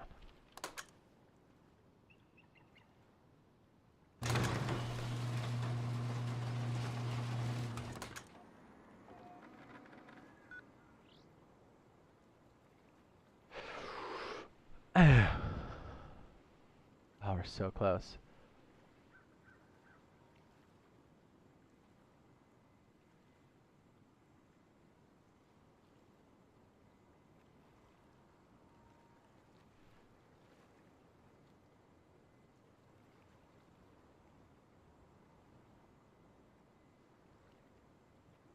Yeah, I just did the same thing over here. Yeah. Because the switch happens right there. I think the switch is also in a bad spot. We need to take it in a more logical sense. We need it to go back to our original plan of like, almost like programming logic, right? Where it goes, we have 2 states, right? And all of these need to be toggled in such a way and not like shut off manually. They need to be toggled through memory cells. I think that's going to be the way we get this like pinned down. Yeah, I think that's another reason why we have a problem with these open and shuts in different states. What's up, Grouch? Because if we did this right, it should open and close with those kind of delays. It'll be off, but it should still open. But if you notice, this one's like, it'll close the right way, but then when you turn it off, it's like, I got to flick it twice to get it back. What's up? Ruiz is an hour later. You come back. You still going at it? Always. What's up, Grouch? Makes me want to give it a go when I go home. Do it! I know, it's so simple. And like other stuff is so easy to like have it done in this way, but what we're asking for, which is usable, I think, in our world. Just like this was. This was complicated, but we got this one figured out. But we had to like kind of break it down. I think my original solution sucks. I want everything to be controlled through these. Timers being controlled strictly through these toggles going on and off. I think that's the way to go. And then we'll maybe work it from there. Okay, so let's do that here and see what we come up with. So this line here will be strictly for power to turret, which would be the green line. Yeah, but see, I did like the same thing here. I cut the power in where the switch is.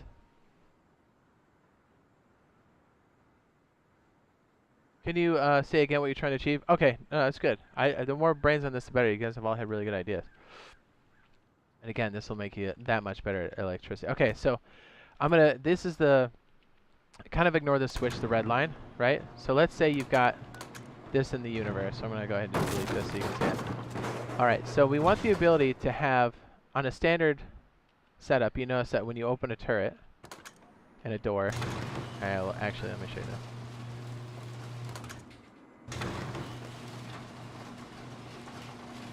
Alright, so when you have garage doors, the problem is it takes 4 seconds for it to open, and it takes 3.5 seconds for this to go on. So you have a big window of like no protection. When somebody hears these doors, they start running and then they're out of range, right? In most cases. A lot of times swing doors are good because they're so fast and they're like less than a second and they catch people off guard and then you can grab kits. So what would be great, instead of this opening, like look at when the turret, when it tips over and the light's on and it's like horizontal, that's when it's active. And it takes 3.5 seconds. Look at this.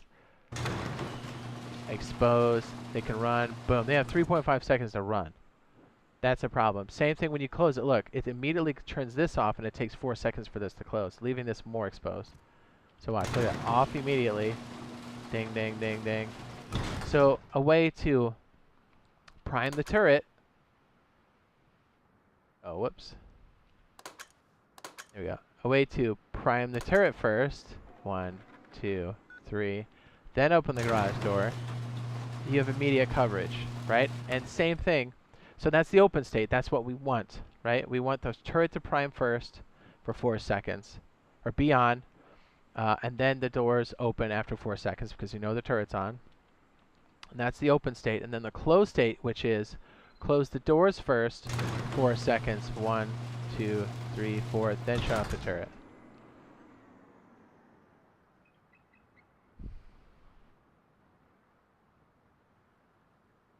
Says I made this circuit for an electric heater and the blower fan. It says the heater starts first, then the delay on the fan. It says the heater turns off and the fan stays on until the heater cools it off.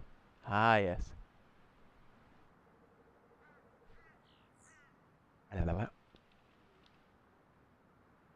So we had it working like this, which is really broken.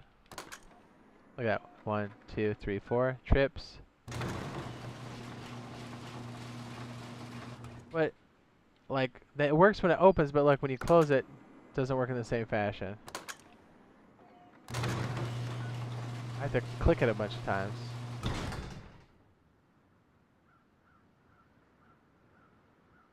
And then this works for the shut, but the same problem.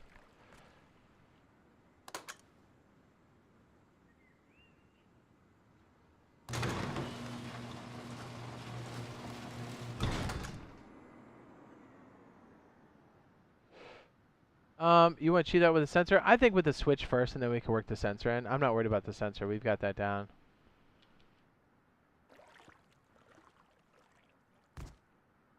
Can you run off the auto turret and to the garage door? No, there's no pass-through.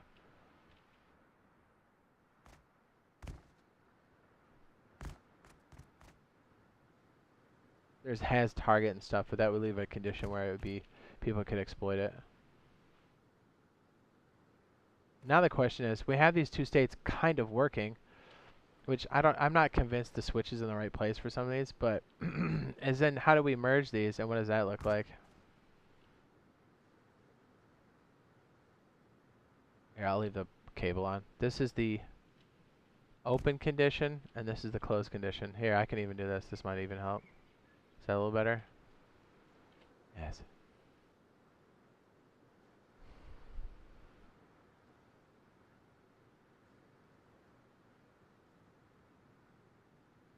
Do you know when it comes out? Should be in a week or two. Hopefully, right? If things go as planned. They can obviously change things whenever they need to, but...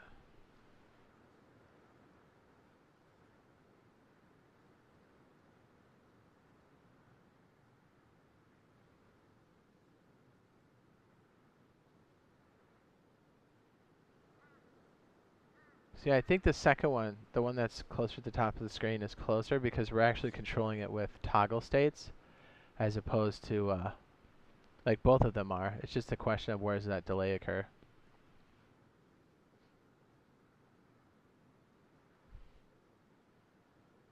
And then how do we control said delay? And then it's going to be a state of like toggling, right? We'll toggle on and off, and then the off position will be door shut, on position will be toggle open, but we're trying to create that procedure for that and then do it efficiently. But I think we're just trying to get it to work first, and then we can work out efficiency later. So I made a giant power grid back here. We can kind of sketch it out a little bit.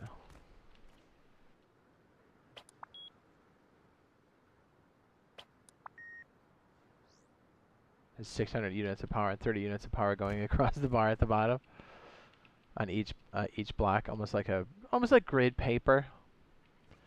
Even talking it out, I'm thinking about it a little bit more, because like this, if you notice, we have the toggle state working for both of these over here, which is ideal. I almost need to figure out this side with the toggle state as opposed to a kill switch. Because this one here, when the power is cut, it just kills the circuit, which works, but it's not the true state we're looking for. We want it to be purely controlled by the digital, the memory cell, right? We would need it as a toggle here, not necessarily just straight power. I guess we could kind of...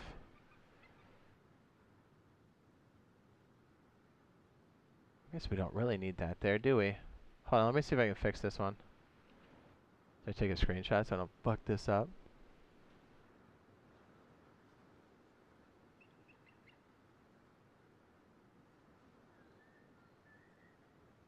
There's no good way to mark which one this is, right? Oh, no, we have different colored doors. Yeah, I kind of knew what I was doing. Kind of. So really, the extra power from here... Okay. We can cut this out entirely, right? In theory.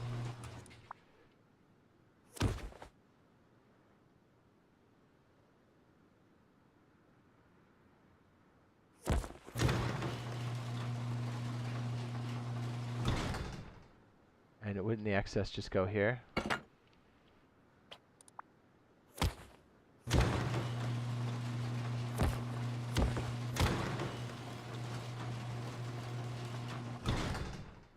But then we're not really tripping this now, are we? And I guess we do need this here, and then this would trip the toggle. Wow, what a difference that makes. Hold on, I really messed this up. Are you on PC right now? Correct, because this is the only place we have power surge. At the moment, not for long.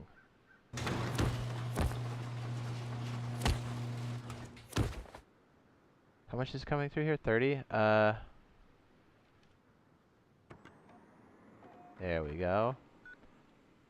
And then we'll have this be power switch for this side. Oh, I think we're getting closer now. Now it's being controlled by logic. Whew! I mean, I don't know if that's really going to make a difference. Which one's this one? Open state?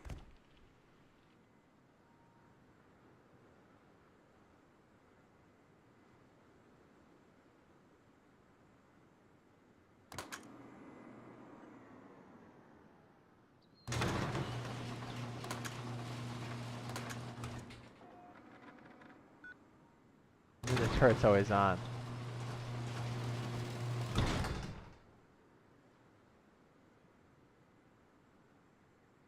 I guess we kind of had it right. Oh, do we need like another toggle for this? Oh man, we're in deep. I might have it. Can you put a root combiner between a timer and a turret? I don't think so. Root combiner is strictly for like combining power. If you want to combine things, we could do or and.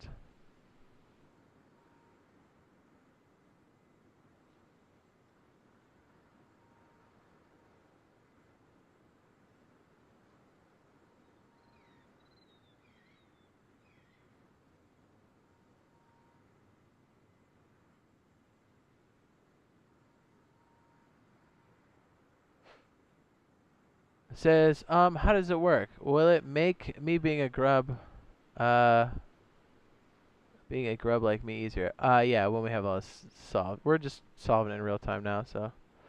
It doesn't look pretty or easy to understand, because, let's be honest, I don't understand it yet.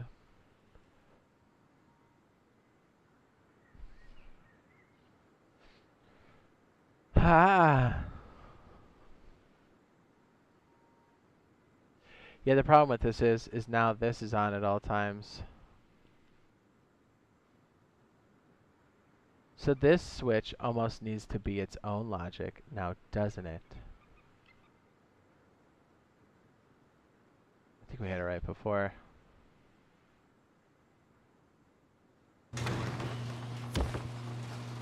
Oh man, where are we? What's happening?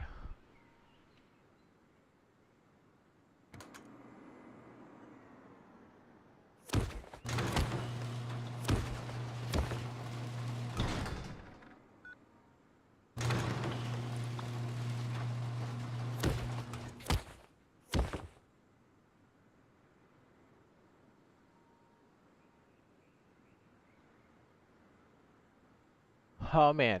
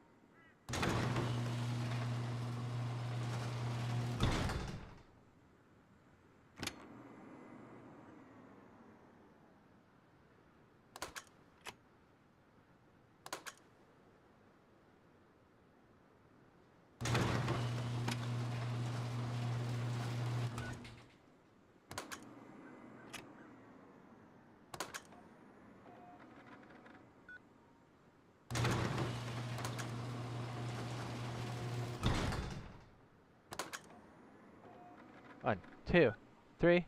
I still think that's working right. It's just smashing these together. Yeah, we might take a little bit more time at another stream. I'll do some off-camera stuff too, because this one's gonna take the full nerd power, I think, to get right. But hey, let's go back to our easier stuff, huh? Right? Ah, beautiful.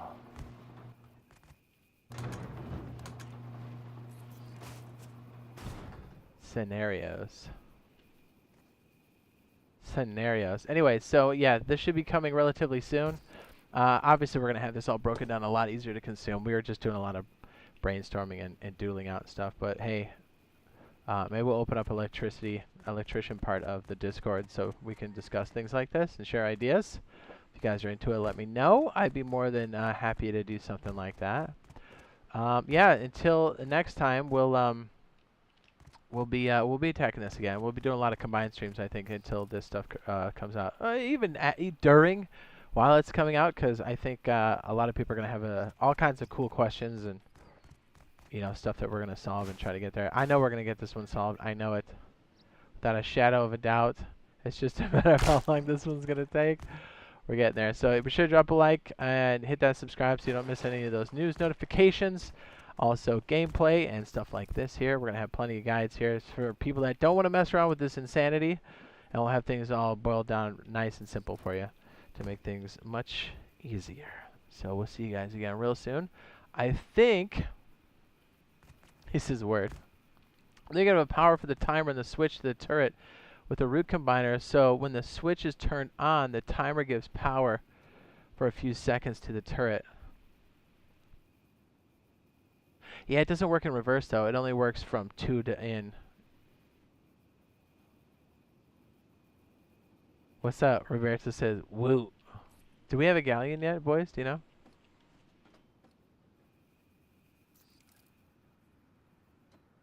Well, here, let's hit this real quick while the boys answer this. Think about this switch, right? It's on. Right? Oh, we out of power completely? Oh, that's right. We didn't put any in this. Oops.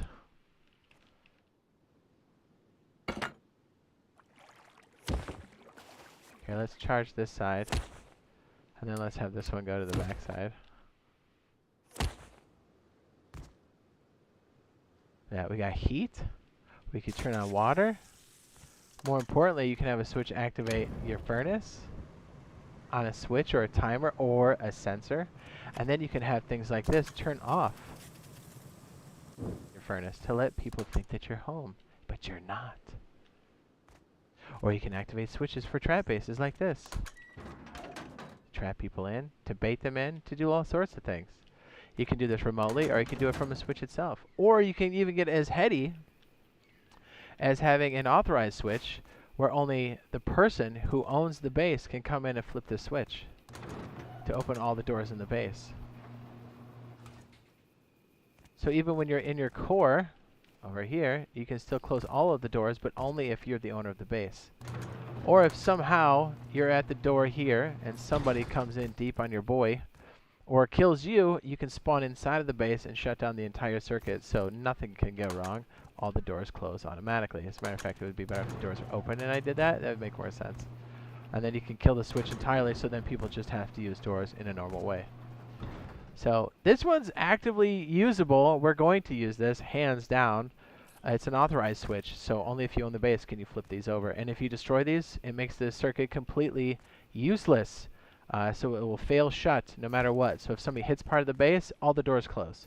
If the circuit breaks in any way, shape, or form, all the doors close. So it's a fail-safe. It's a fail-shut circuit. Whoop whoop. Uh-oh, Roberto said maybe. Oh.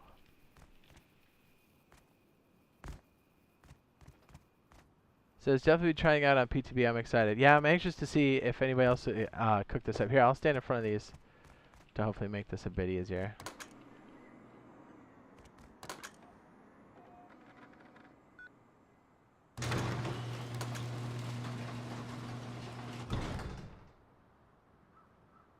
That is our open circuit. And here's our closed circuit. You can tell because the garage doors are painted different.